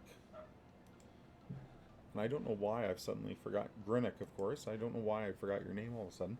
So he moves over to Grinnick, and in a very quiet tone, but again, it still seems to carry in this room, he looks at you and reaches down. If you'll let him, he sort of takes your holy symbol in his hand. Yeah, I think I'll let him. I was also going to spin around and just heal Steve up real quick to dispel the question. Do you want to do that? Yeah. Yeah. Steve's Yeah, going to take off. Steve's going to put Tika down, take off his whatever clothes or armor he has on, so people can see how monumentally fucked up he is. Yep. And then I'm going to stand there and smirk while I get healed. And I'm going to throw 3 heals at him. Okay. So go ahead and roll for those. Boom. And there is sort of a gasp that moves around the hall again. And Solistran, a tear runs from the corner of his eye down his cheek as he watches the wounds disappear on Steve. Thanks for everything, Bobby. You are the best. And I give him a smack on his back and go get my clothes back on. He says to Grinnick that he hasn't seen the likes of that for centuries. And although Reorx was never worshipped here in Qualanost, he would welcome you as an honored guest amongst his people. Who was honored here? Thank you, but my crew, my compatriots, my fighters, we are all in this together, and we were the ones that discovered that magic was still there and the gods were still there. He says, then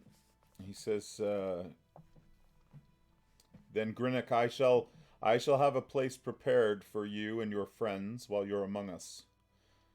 Follow my daughter, and she'll see you comfortably tended. After you have had a chance to wash, eat, and sleep, I'll send for you. Time is indeed short, though. At that point, an exceptionally beautiful elf maiden moves from the onlookers.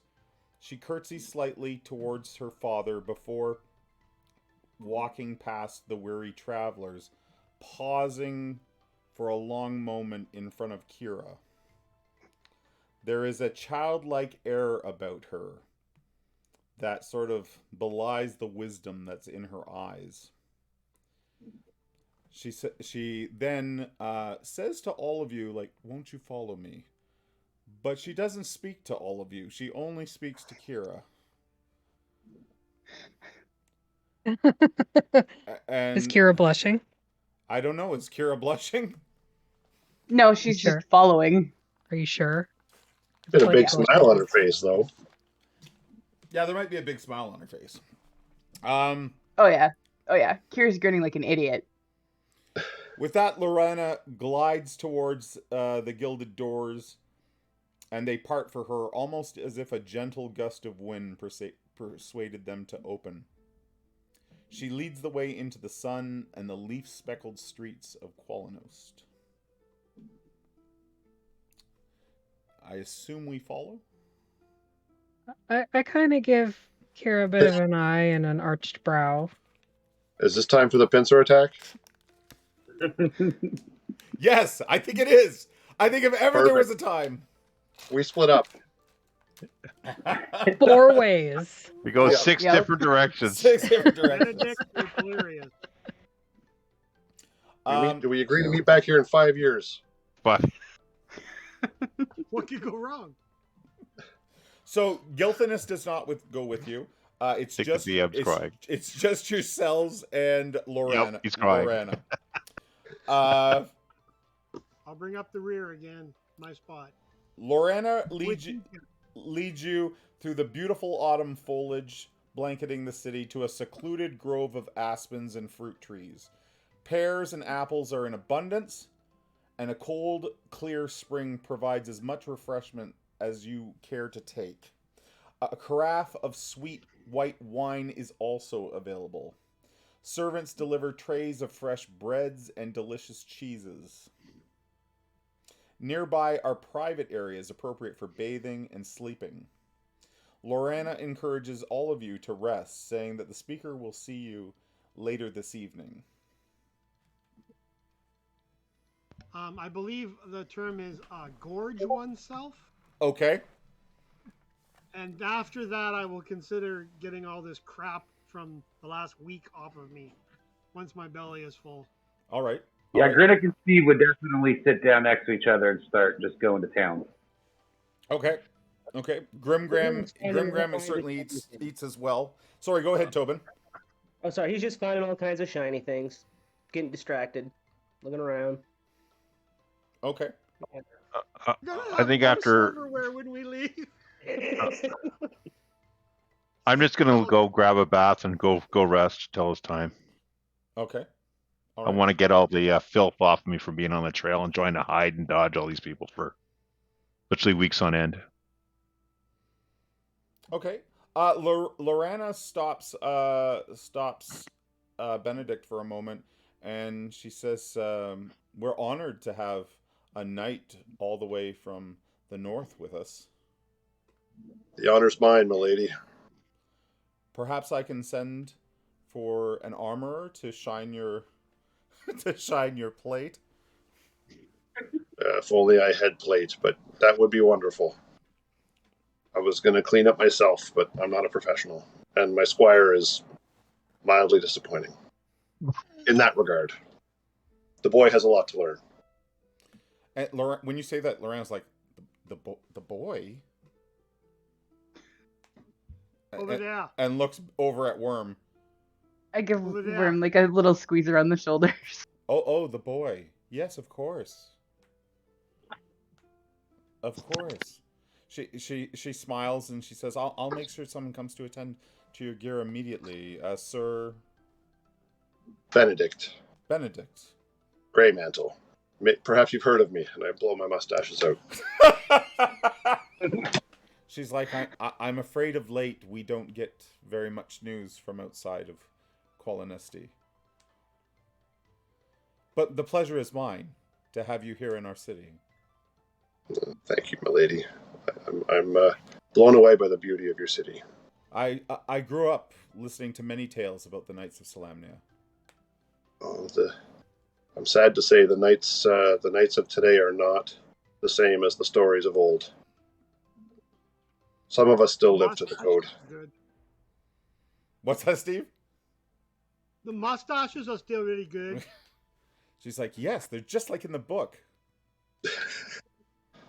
Not everyone can rock the skullet, though.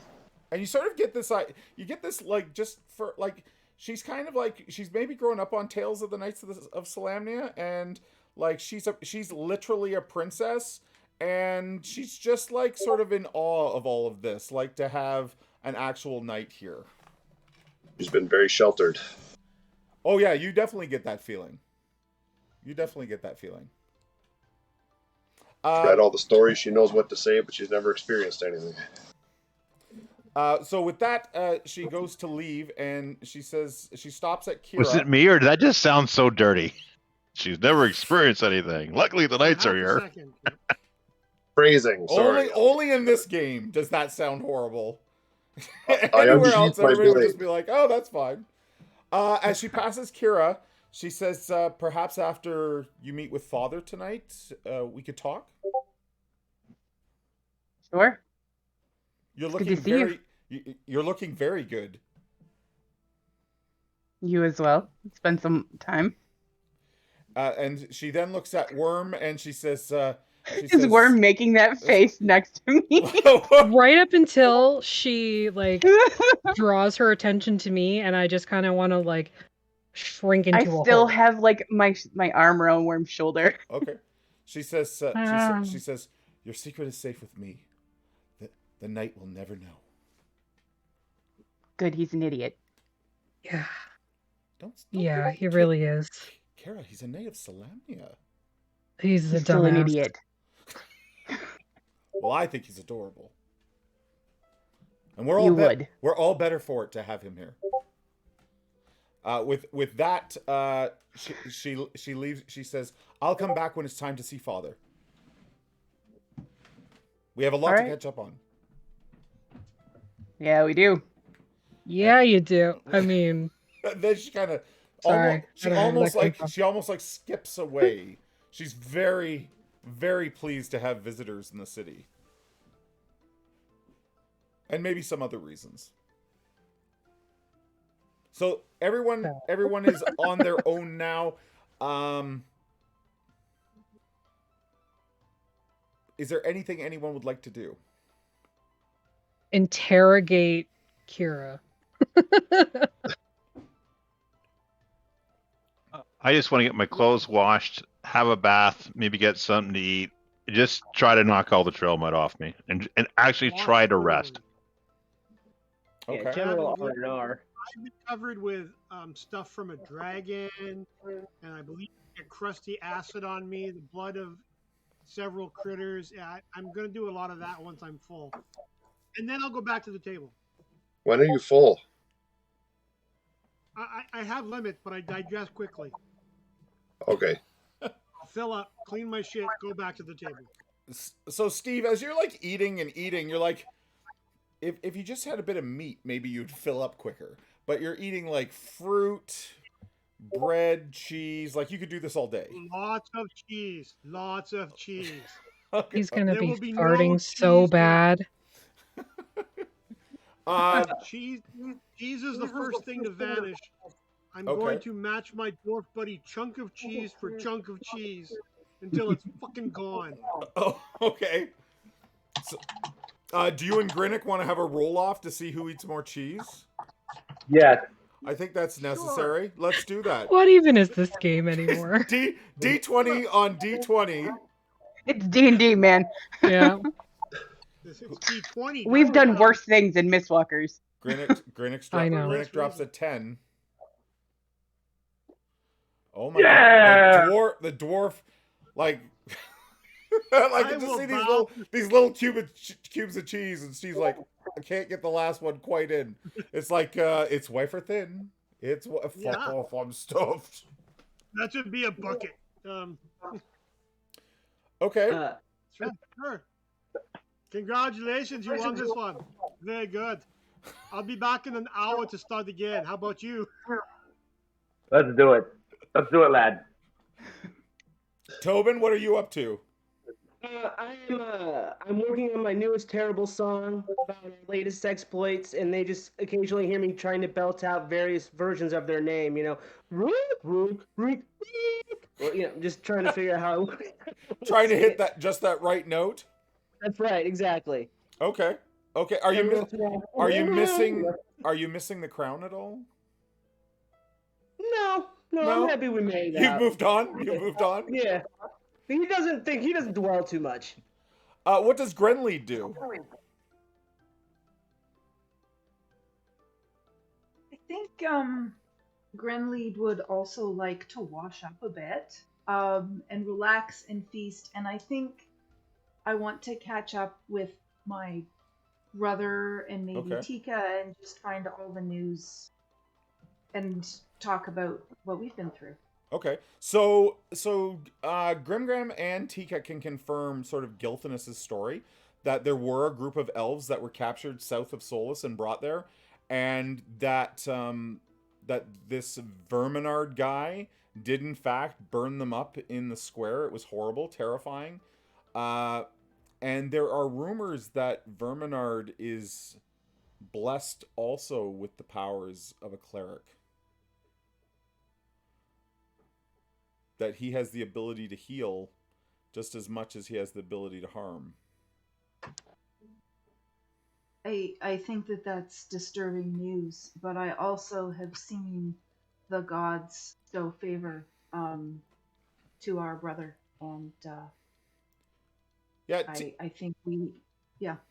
Tika's not even really thinking. She's just sort of like eating this pear, and she's still barely she's barely an adult. She's like 19, and there's pear everywhere, and she's like, well, I guess, I mean, if the good gods come back, I guess all the gods come back. And Grimgram's Grimgram like shrugs. I don't know anything about this. I've been proven wrong too many times. Our brother Grinnick is the faithful among us. I'm sure he'll find this very interesting. But for now, let's eat and enjoy it. Yeah. Okay. So does Worm interrogate Kira? Yup. So how does that go? I don't know, I just- but I'm looking forward to it. Just sit there once we're like sitting down and eating. Every so often, like popping a grape in my mouth or something and just staring at her. Kira like puts up with that for about 30 seconds and then looks at Worm. Yes. You know what I'm gonna ask. I'm still gonna make you ask it. Did you fuck?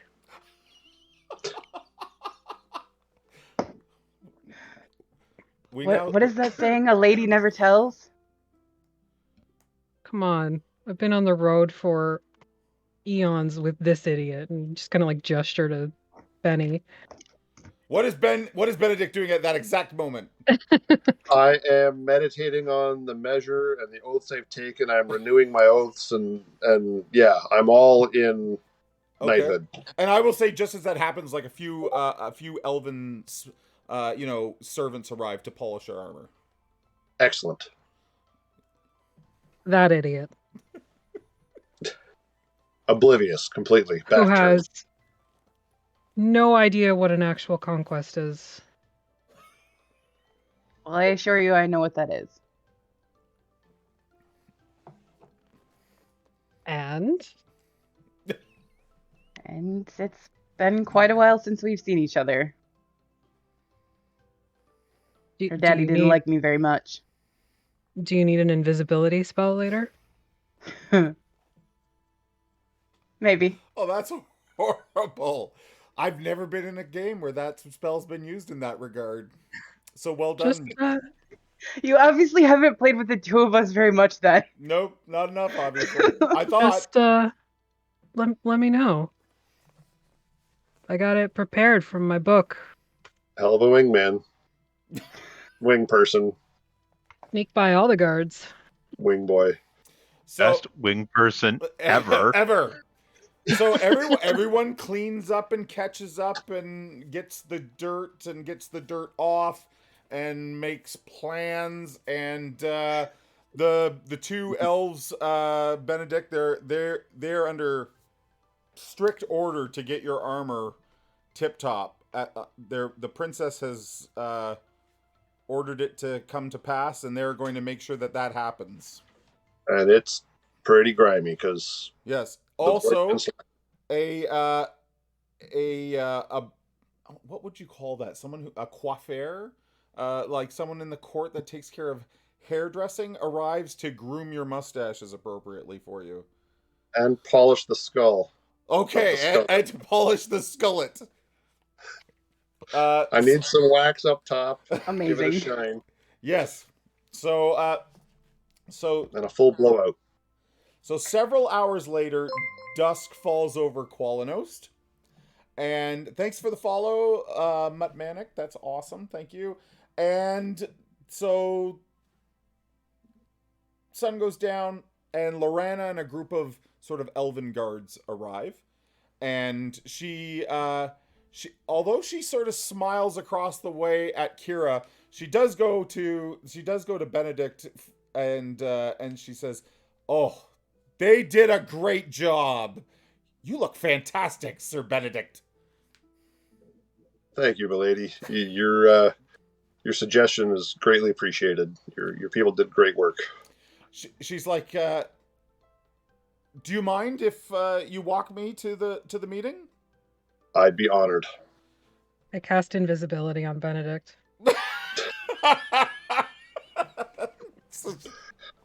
I attack the princess. And then I escort her to the room.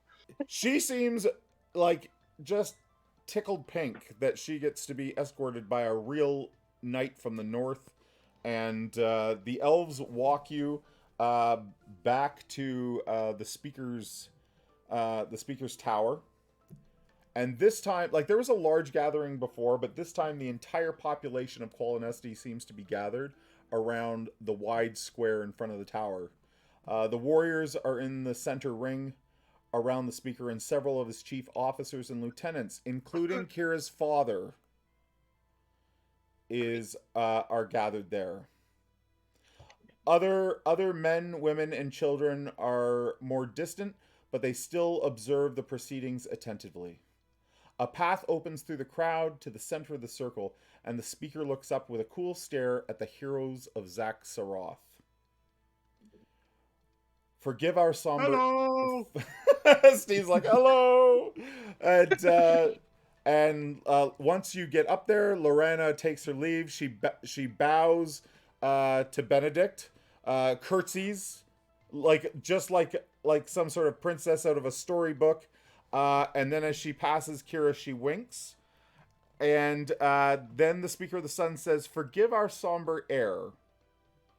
These are heavy times. And we face the beginning of a long and lonely road. Look, if you will, upon our situation. And Celestrin gestures to a detailed mosaic on the ground. The colors and shapes seem to represent a map. As the circle of elves draw back, the land of Qualinesti and its surroundings are displayed entirely. He says, we have learned from captives that the Dragon High Lord would like to see the race of elves driven from Anassalon. They have nearly succeeded with respect to our Sylvanesti kin, and they mean to do the same to us. Here and here, the speaker says, tapping the end of his staff against the northern communities of Solus and Haven, two huge armies of the Dragon High Lord Verminard have gathered. Even now they prepare to invade the ancient elven home of Qualinesti. Now we might be able to stand against them, if it was but those two armies, but it's not. Still a third army poises against us here, and now the speaker's staff strikes sharply on the narrow mountain pass of Pax Tharkus, south of Qualinesti. They have us outflanked, they have us outnumbered, and without allies. Solistran breaks eye contact as if he is ashamed to admit the truth. We cannot defeat such a force. Our choice is to flee Qualinesti to the west and bring hope to our people safely to some land in that unknown region. The speaker pauses to let his remark sink in, and you see many elves lower their head and their shoulders slump. It's indeed stunning to think of the elves of this fabled wood as people who have lived here since the age of dreams, forced from their ancestral homes by the cruel might of the dragon armies. After a pause, he says, I now come to how you can help. Here in the depths of Pax Tharkus work the warriors of Solus, Haven, and the northern lands. Why would they slave in the mines, gaining iron for the forges of the evil dragon High Lords? Because also here, the speaker's staff strikes Pax Tharkus with a vengeance, are the women and children and hostages, lest the warriors display the rage and hatred that they must feel against these villainous masters. This was the reason for Gilthanis' mission only a few short days ago. He and his band were to enter Pax Tharkus by a hidden route known as the Slamori. known only to the elves.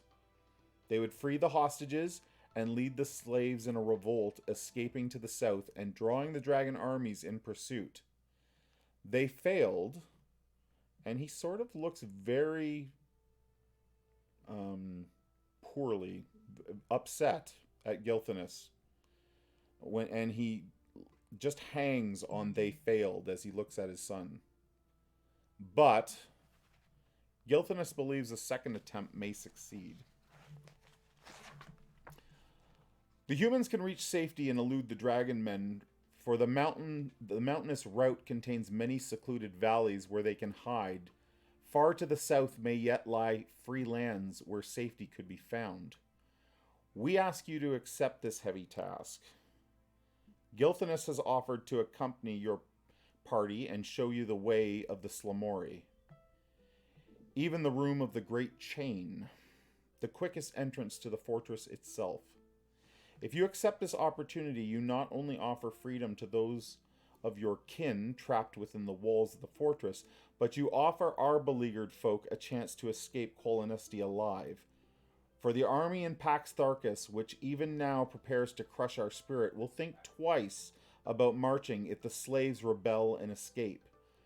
Verminard will never rest while a potential enemy lurks behind his advance. This distraction will give our shipwrights time to build a fleet capable of evacuating our people. This chance before you is one that none of ours were given when your people caused the cataclysm and turned away from the gods. This is a chance to hand the dragon armies their first significant defeat, earn the friendship of the elves, and save countless lives, both elf, human, and dwarf. Okay. So you're going to run then, like cowards. He looks at you. He says, "We're already beaten. It's now a mission of damage control. You have to fight to be beaten. If we go to Pax Tharkas and we rescue these people and bring them here, will we stand a chance then? Or are you just going to let these people take over? If you bring those people here, it is likely that the three armies that I spoke of will still converge on this point, and we do not have that kind of strength to repel them. They have dragons. What if we find a way to cripple the army down in the south? Will you stay? So he looks past you around at the people here, that are the elves that are gathered. And he says,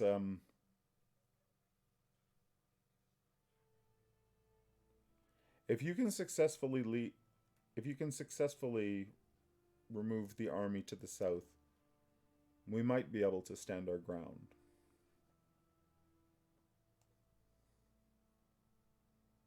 Turn around and look at my companions. What about reaching out for allies while we're in the south? Are we going to go south and kill some more dragons? Gilthanas, I think Benedict's got dibs on the next one. Gilthanas says to Benedict, "I don't know that there are any allies in the south. But if we go south and you people here reach out to allies to help defend here. Dwarves, humans, not just elves. This is not just an elf problem or a human problem, it's everyone's problem." Gilthanas says, "Benedict, to the north, Solus, Haven, the Plainsmen, they're all defeated. There's nothing left north of here."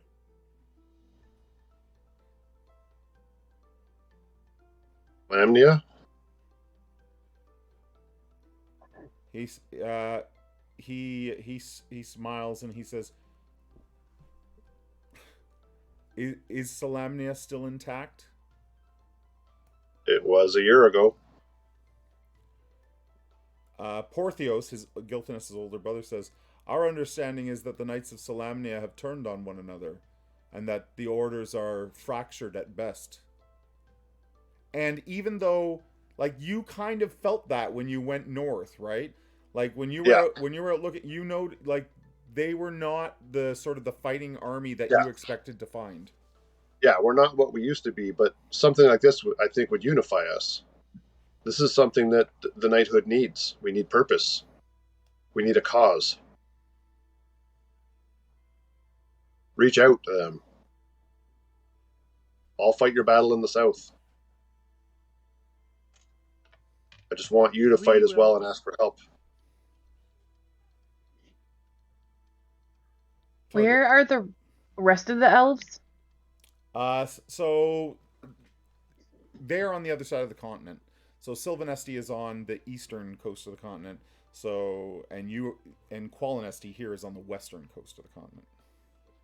Okay, and how far is that from here? Like I don't like, know distances. It's a long way. It's a long way. Okay. Mm-hmm. Too far. It's a long, hard road. Rook's gonna just kind of step up and go, excuse me, I've heard that you have 3 armies bearing down on you, sir. I think, based on your troops, aren't you more than a match for any one of them? Especially since most of these armies, they're led by fear, by the whip. We've seen them up close. We've seen what they do, how they handle them. Their chains of discipline. They're not fighting for each other. They're fighting out of fear.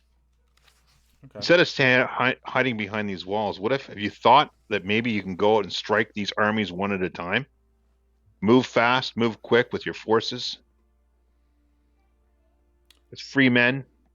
Free elves. The eldest Porthios, he says, in all engagements of any size that we've had with the dragon armies, we are the superior on the ground. We cannot make up for what they bring in the sky. You don't have a steed.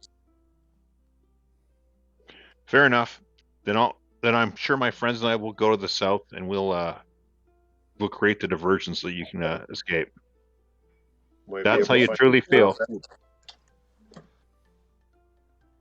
I do point to the dwarf to Grennick, and I go, but Grennick's proof that the gods have returned. You might want to talk to him and further and use his power and use his wisdom to help you. Now I'm just going to step back. Okay. Jer, what was the name of that swamp that we went to? The swamp up in the north? Yeah. Zaxaroth? No. Well, the ruined city was Zaxaroth, but it was in the... No. The one where the unicorn was. Oh, Darkenwood. Send runners to Darkenwood. Tell them that we're here. They will send help. And I take the feather that I got from was it Griffin? Pegasus. Pegasus. Yeah, I take the feather out and I hold it out. Take this with you. They know that I have this. They will come. I am not sure. We cannot run anymore. I'm not sure. It's not an option anymore. Master will ally himself with us. Don't know if you don't ask. He cares about this land. We can no longer be groups of fractured people. We must be one. And I look at my father and I say, you know the truth of this. Times like this, we must band together. And then I sort of point at Benedict and I say, I'm sure the knight has stories from the past where elves and men and dwarves banded together in some glorious battle. If this is to be our end, then let us go out fighting. They will just follow you if you run. Okay.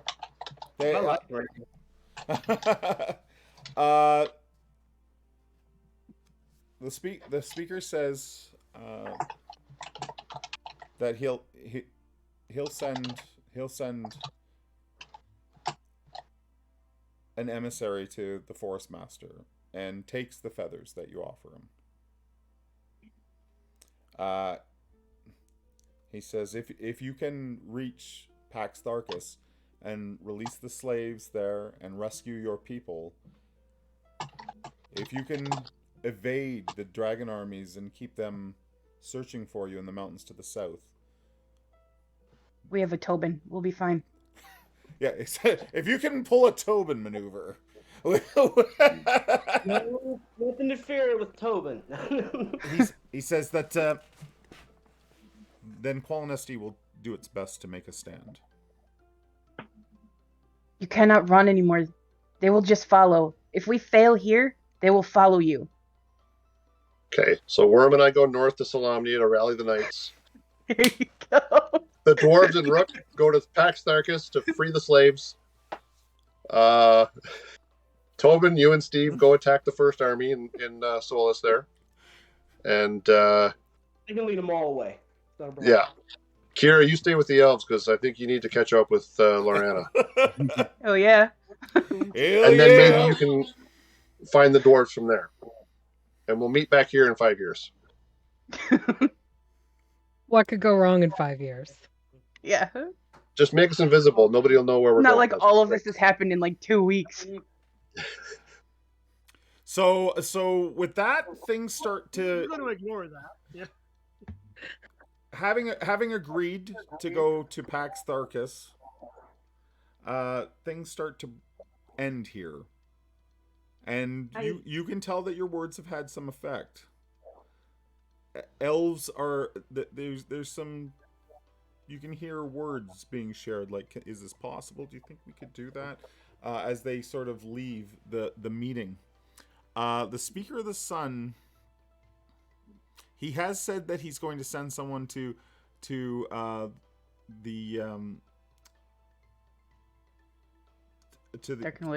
Yeah, to Darkenwood and to the Forest Keeper, the Keeper of the Wood. Sorry, and he has said that they're going to try to fight, but you can see that Porthios, his oldest son, is already at him, going like, we can't do this.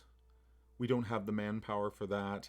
However, Gilthanas comes over and right to Kira and to Benedict, and he's like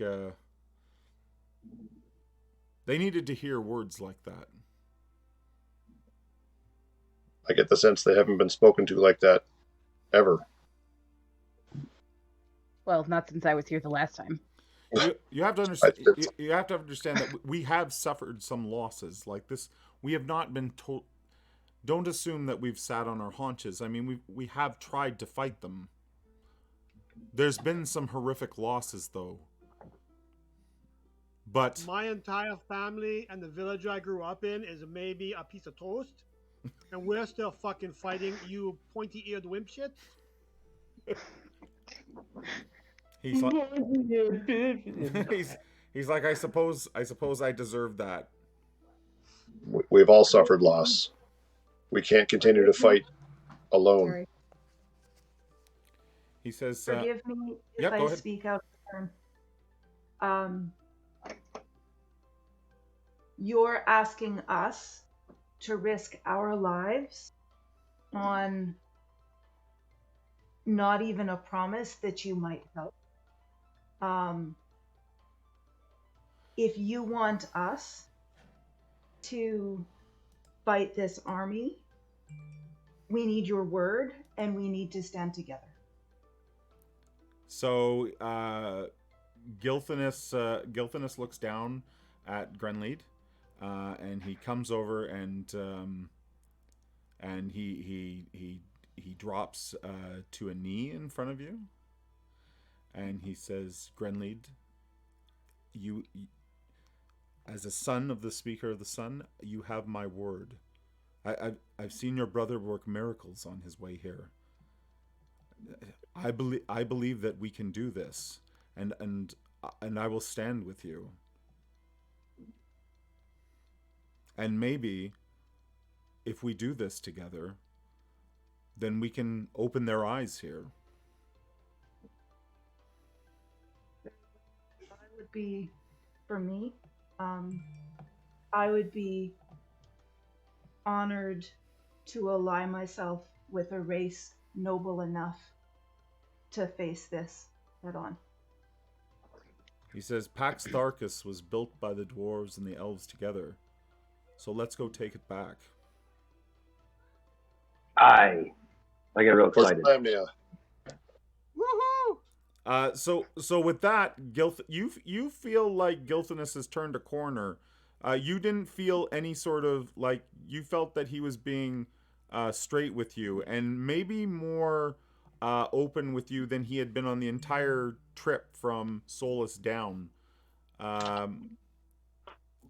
Grimgram comes over to you and says, I've always liked that elf. And puts his sort of stamp of approval on Gilthanus. He's like, I know they can be a haughty folk, but I think I think we can stand with him. We've rescued many people in Solus before you came back. I think his heart and mind is in the right place. I believe these are unprecedented times and we need every friend we can get. It's his brother I'm worried about. Yeah. And his father. I don't know much about royalty, but if, just thinking out loud, if his father and his brother are dead, does that make him the king? Yeah. Worm, give me invisibility. Friend, Steve. I'm just asking. I don't. You don't know that. Hypothetically. Never mind. Speaking. Hypothetically, I give you invisibility. So Lorana and Gilthanus walk with you back to where you're staying for the night. And on the way, you round a street and you're almost back to where you are when sort of a dozen elven women stop you. And they're dressed in purple. Hello. Is that significant?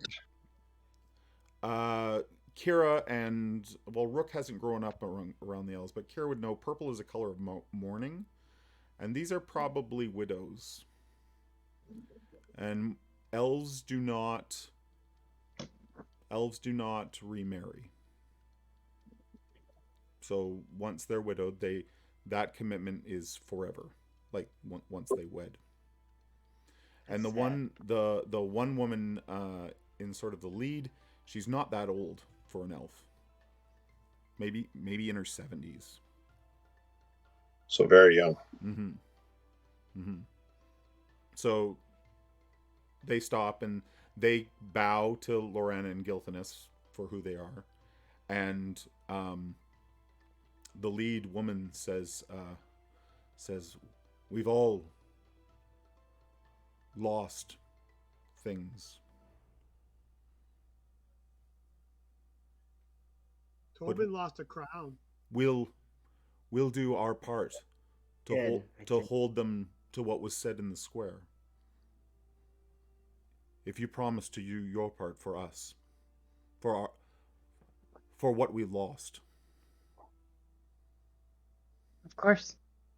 I pull a Gilthanus in the Salamnic way, and I take a knee and I swear an oath to them that we'll do our part by Paladin, or die trying. And I just say what he said. The lead woman puts her hand on Benedict's shoulder and then reaches into her robe and pulls a very thin and delicate purple silk scarf, and she ties it around his forearm. And she says, keep this with you as a sign of your oath and our pledge that we will do our part to make sure that the elves of Qualinesti uphold their end of the deal that was sworn in the square. And with that, they just sort of begin, they walk not around you, but sort of through your ranks. Each of them kind of nodding to you. They don't smile, but they give you very solemn looks, and you feel like, you know, they mean business. And they're going to do a much better job holding them accountable than we are. And they very quietly make their way down the street, and Gilthinus comes over and helps. Not that you need help, but he still comes over and offers a hand to you to stand up again, Benedict. I take it and get up. Okay. So with that, everyone is back where you did your eating and your sort of cleanup and your and your washing, your eating, your gossiping, your resting, and then Kira, you notice that Gilthinus leaves, but you can see Lorana waiting, sort of outside the sort of the Glen of Aspens that everybody else is gathered in. Okay. I turn to Worm real quick and just kind of like grab her by the shoulders. Tell Benedict the truth. He can handle it. He's an idiot, but he can handle it. No, I think that is a very wrong thing to do. Do it. No, Tell I think him we're the good. truth. Exactly. Which part? What's between my legs, or that I can cast magic and I'm no squire? Probably both, but start with the magic. I don't want to do either. He is an idiot, but he's a noble man, and I am not a noble person. You're still here. Yes, you are. I'm here because it's safe in numbers, and I'm hiding. You're still here.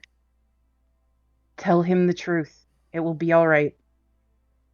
And also remind him what Gilthinus said about there probably is a traitor in Pax Tharkus. And I'm going to go get laid. Bye. That's invisibility.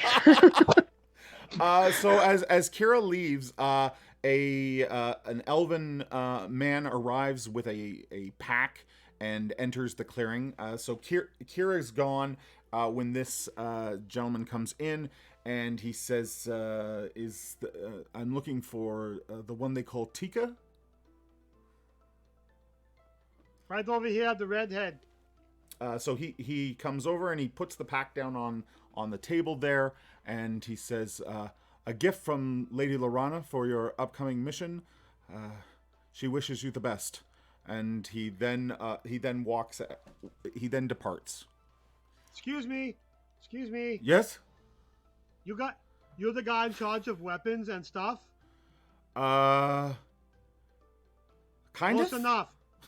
I need a new shield. This one is little. I need a bigger one with a pointy end. He looks at Gilthinus, and Gilthinus is like, get him the shield. And With a pointy end. he nods and leaves. Gilthinus Thank you. Gilthinus then says to all of you that to get your rest, and we head for the Slamori come the morning. Oh, I need full plate mail. Do you have full plate mail? I don't think we can do that for you, Sir Knight. He smiles. He smiles and departs.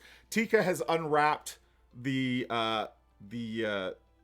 wrappings, which is actually a cloak that they've been bundled in. There's a suit of chainmail armor inside for her, and there is a longsword and a not so big kite shield, a tiny round elven shield. Go, Worm. As they're like leaving, I'll be like, "Can I have a crossbow or a log?" But no, never mind. Okay, it's fine. Any darts? So Tika's like looking at it and trying to figure out how to put the chainmail on. I can show you how to dress there. She's like, I think I could use the help, Steve.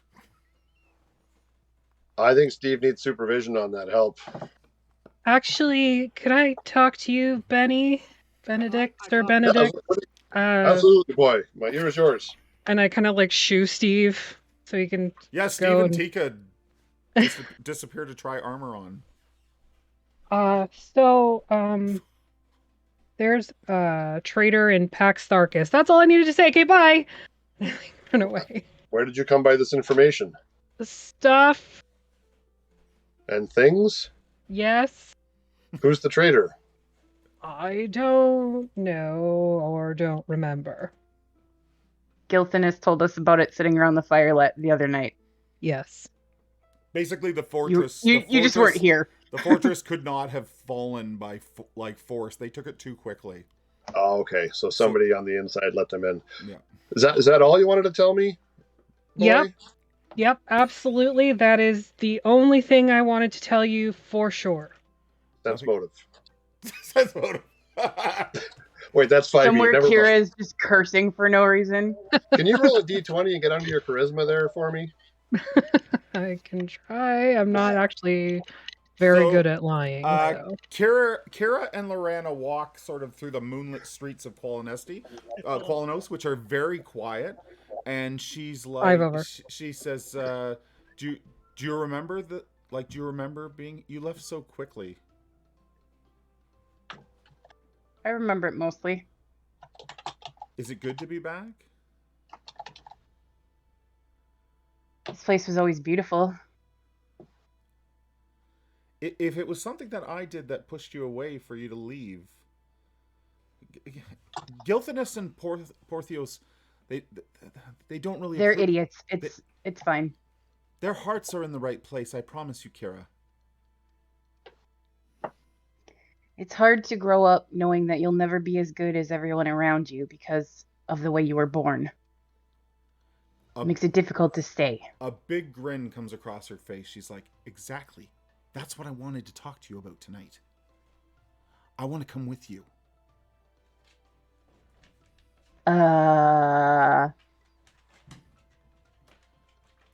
I've trained with the sword. It's part of growing up around here. I want to do something with my life. I'm tired of towers. I'm tired of this. And she like motions to her dress. She's like, I want to wear armor like you. I want to swing a sword. I want to make a difference in this world.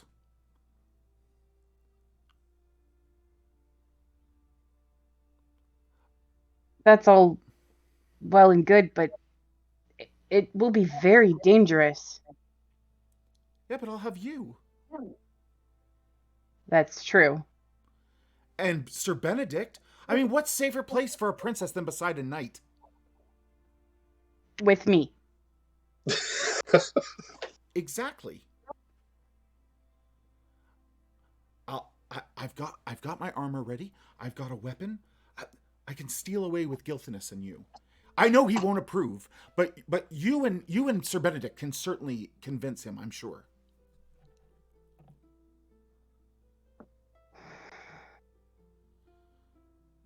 Don't sigh. And she puts a hand on your shoulder. She's like, don't sigh at me. Tell me I can come with you. Well, not like I could ever tell you what to do before, but I don't know why now would be any different. But it will not be easy, my love. It will not be easy. She smiles when you call her, when you mention love, and she says,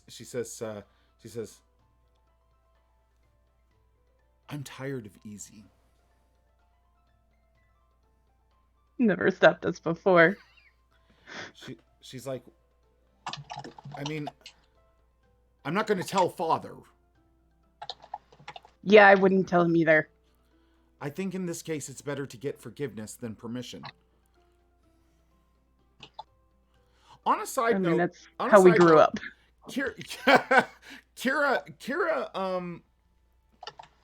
like Lorana doesn't even like getting like, this is literally someone that like, oh, I broke a nail. Oh, yeah, I'm like, aware. I'm dirty. Like I fell down. Like Yeah. You don't think she has any idea. And you're also, even though she's telling you she can fight, you're not necessarily convinced of her martial prowess.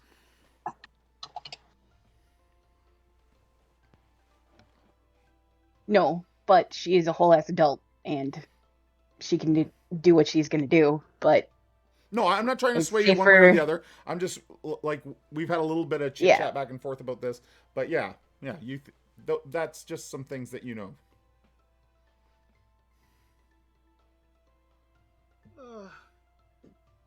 So I can come. Crazy. I was just gonna say that. Fucking Thank Bree. I was trying not to go there. Fine. I hang out with you so guys I too can much. travel along. Don't even say join the group at this point. Yeah, I know. I don't think we're that kind of party. Hop on the Yeah. train, whatever. Don't say it. Hey man, it was really cold in the mountains, all right? Kira just kind of thinks about it for a minute and she says, I can't stop you from coming along, but I just want you to be prepared. This is not going to be easy. You don't like dirt. There's going to be a lot of it with these idiots. I can handle dirt.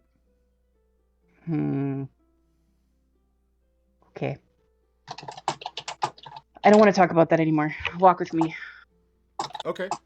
So the two of you continue your walk. We're going to fade out there. And it's time for us to wrap anyways. So the two of you continue your walk through Qualinesti, and who knows what happens.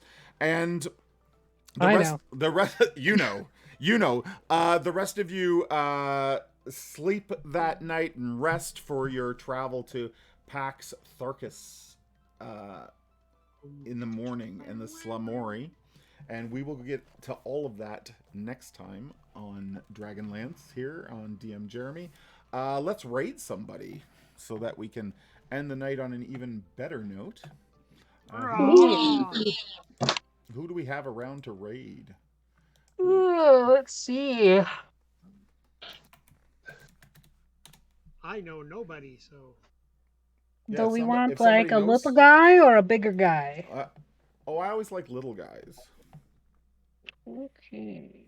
Ba-dum-bum. Master of Rem. Do we know? He's on my. Yep.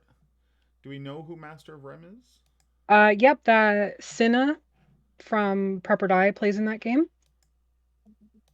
Oh, think we've rated yes. Okay, do you want to do that then? Sure. I put another option in chat as well if you want to go there instead. Okay, let's do that instead. I'm just saying. /raid. It's your channel. I was just offering suggestions. No, You don't offer suggestions. I will. You say it happens. Apparently. Allegedly. You volunteered people. Yes. So tomorrow night we are actually back on DM Jeremy for we're running Tomb of Horrors as a one shot. Some of maybe just Captain is. We tried to bring in a bunch of new people for it. A bunch of people that have not. I think Captain's probably the only old school gamer in the group. The rest of them are all sort of 5th edition. We have a player that hasn't played in like 20-30 years coming back, and we're going to baptize him into Tomb of Horrors. You're gonna crush him. By Gygax? What's that? Is that the crazy one by Gygax? It is the crazy one by Gygax. It is the tournament adventure. It is the we are running at 5th edition version, which is a little on the easier side, I think, in the grand scheme of things, because you have there's a little bit more survivability in the characters. They're 12th level characters. If someone dies, we're kicking them out of chat. Like, they just leave. What time does that start? You're out. We're starting at 8 o'clock. We're starting at 8 I'm o'clock, and it is like it's as deep into the tomb as we can get in the 4 hours that we have. Take it or leave it. Yeah. I hope everyone's dead after 2 hours. I do too. I am too. I have not had. I've never done a TPK on stream. I'm hoping that we can accomplish that. That's my goal for the night. Well, he designed that thing to kill everybody. It was designed. remember- Yeah, it's a meat grinder for sure. It's a tournament adventure. It's meant to grind up so that like someone can say, "Hey, how far did you get in? I only got 3 rooms in," and someone else can go, "I got 4 rooms in," and they're like, "How did you get past the trap in room 3?" So like that's what it's sort of about. But yeah. Can I The spend only my module in D&D that's where everyone says, "Where did you die in it?" Yeah. What was that, Jeff? Where did you die in it? Can I spend my Electrum tomorrow on stream to enrage the enemy? I love that idea. Thank you. I want to. I'm not allowed to spend it because every time I'm on stream, I'm with you. So let's do it. spend Let's do it. But you can't I kill got the party. 53,000. Maybe we have to do things like where we just give the dungeon even more advantage somehow, like traps do double damage or something. That would be kind of Yeah, we're not going to do anything to help the party. Obviously, it's God, Yeah, I'm glad I'm those in guys. Mistwalkers tomorrow night. Okay, well, we're gonna record it. We're gonna throw it on YouTube. We're gonna jump over and raid. Is it Praetor's Rejects? Yeah. Okay, let's do it. Hey, That's everybody! it. It's telling me that that's not acceptable. Oh, they may have gone offline. In the last few seconds. That Yeah. happens to us all the time. Master of Rem is still up, though. Oh, it's saying it's raiding now. Oh, okay. Here we Well go. then. Here we go. If Tomb of Horrors isn't your thing, join us at Vectair. Yeah, the Vectair is on tomorrow night. Miss Walkers, do it!